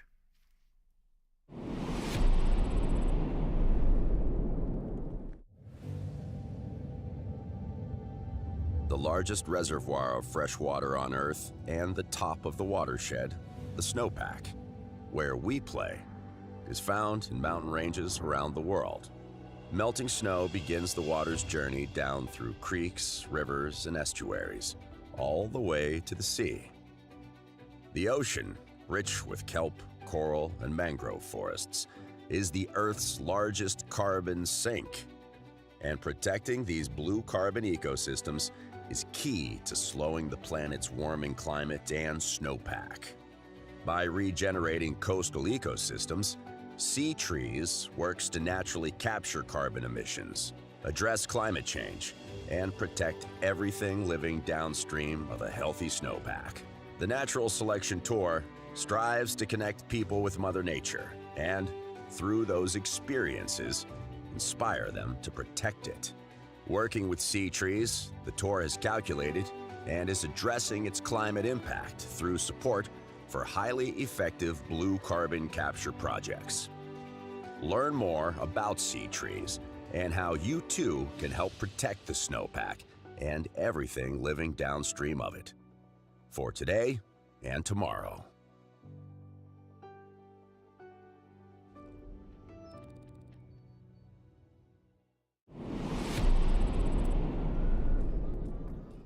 Supposedly one of the most underrated forms of carbon sequestering, an underwater forest. Oh, Todd Richards, what have you got there? Oh, sorry. Yeah, this is the Black Rhino wheel. Our good buddy Brian Henderson from Wheel Pros, huge fan of snowboarding. I've known him for a long time, just through the community, the car community. But yeah, Wheel Pros, Black Rhino wheel. This is the Atlas. The Atlas. I mean, it's like I can't feel my legs right now. And yeah, so Black Rhino wheel. This would look great on anyone's truck. It's the most durable model they've got. If you want to learn more, go to the Natural Selection Instagram page. There is a contest to win a set of these up. Oh, this is good for like workouts. That's great for workouts. That's your prep for There you go. next week. That's your ACL recovery right there. Carry this around with me. Okay, we can take a look now at the overall standings after our second event and, of course, the Jules format that we saw to open the tour. These are pretty interesting reading. Some good statistics to take out of this one. So Zoe Sadowski-Synnott in first place. 3 matchups now between Zoe Sadowski-Synnott and Elena Height, and Zoe has had the best of Elena at each of them. So we've got ourselves a grudge match building up there, I think, going into 2024. Kimi Fasani, as you said, on the podium there, Mary. What would that mean to her? I think that this is the culmination of a long road and a new beginning. I feel like Alaska's a really special place for her, and I think she's probably just celebrating having a really amazing time being back in a place she loves.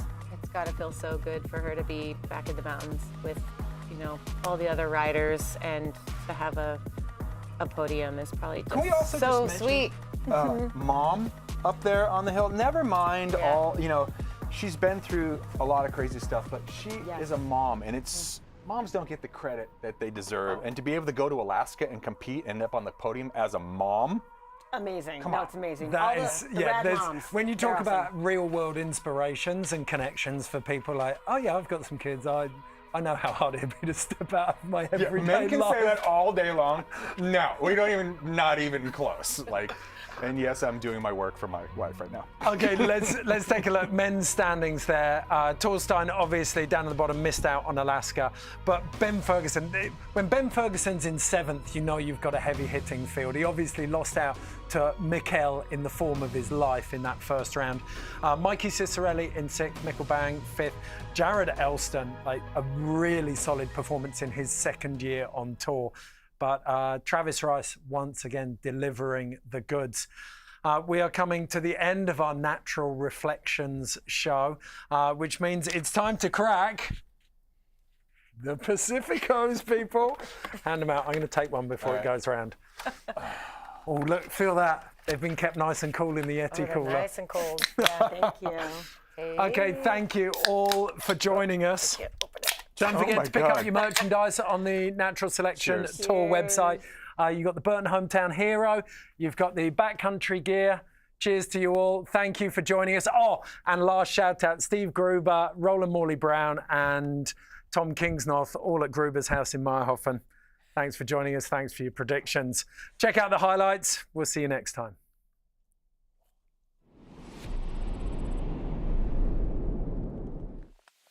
It's a great day to have a great day. Rider on course.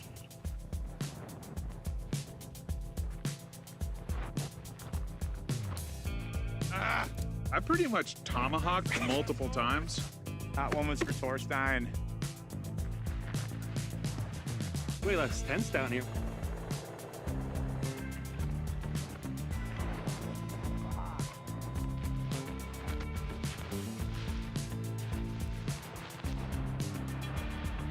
Did I come out the bottom fast? Oh yeah. Looking right. Hey then. Kootenai King!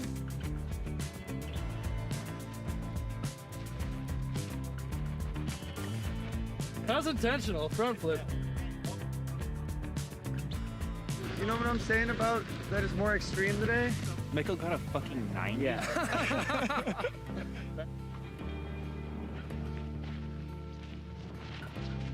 Jimmy Fasani with an 80. Oh my god, that was so fun! Ian and I have never got to ride Alaska together, so might as well put us together, right? 93. Great work, Eve! Kimmy sent, so it was like no holding back.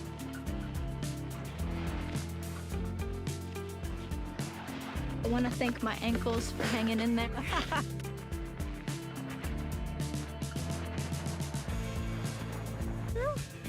So we have officially switched venues and we're getting ready for men's semifinals. I'm gonna fuck you up, dude.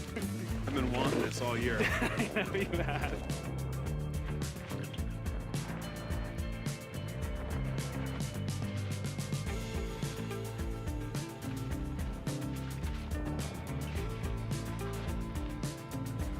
You got an 81 try, dude?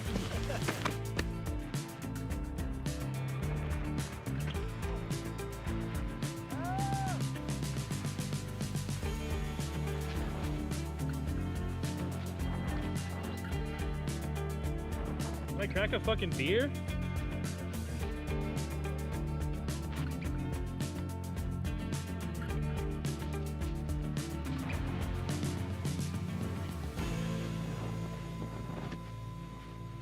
Another Kootenai stomp. We realized that, we kind of felt bad. Fuck! The finals is set. Travis Rice versus Mikkel Bang, Zoe Sadowski-Sinnott versus Elena Height.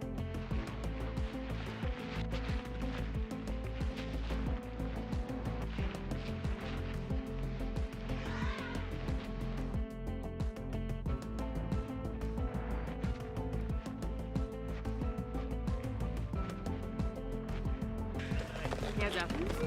Well done.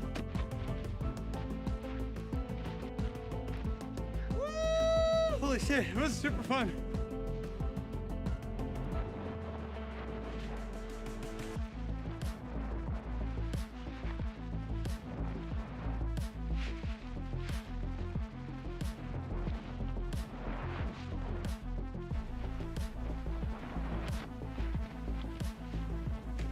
You're a little snorty. Oh yeah, I did a good tumble. Respect.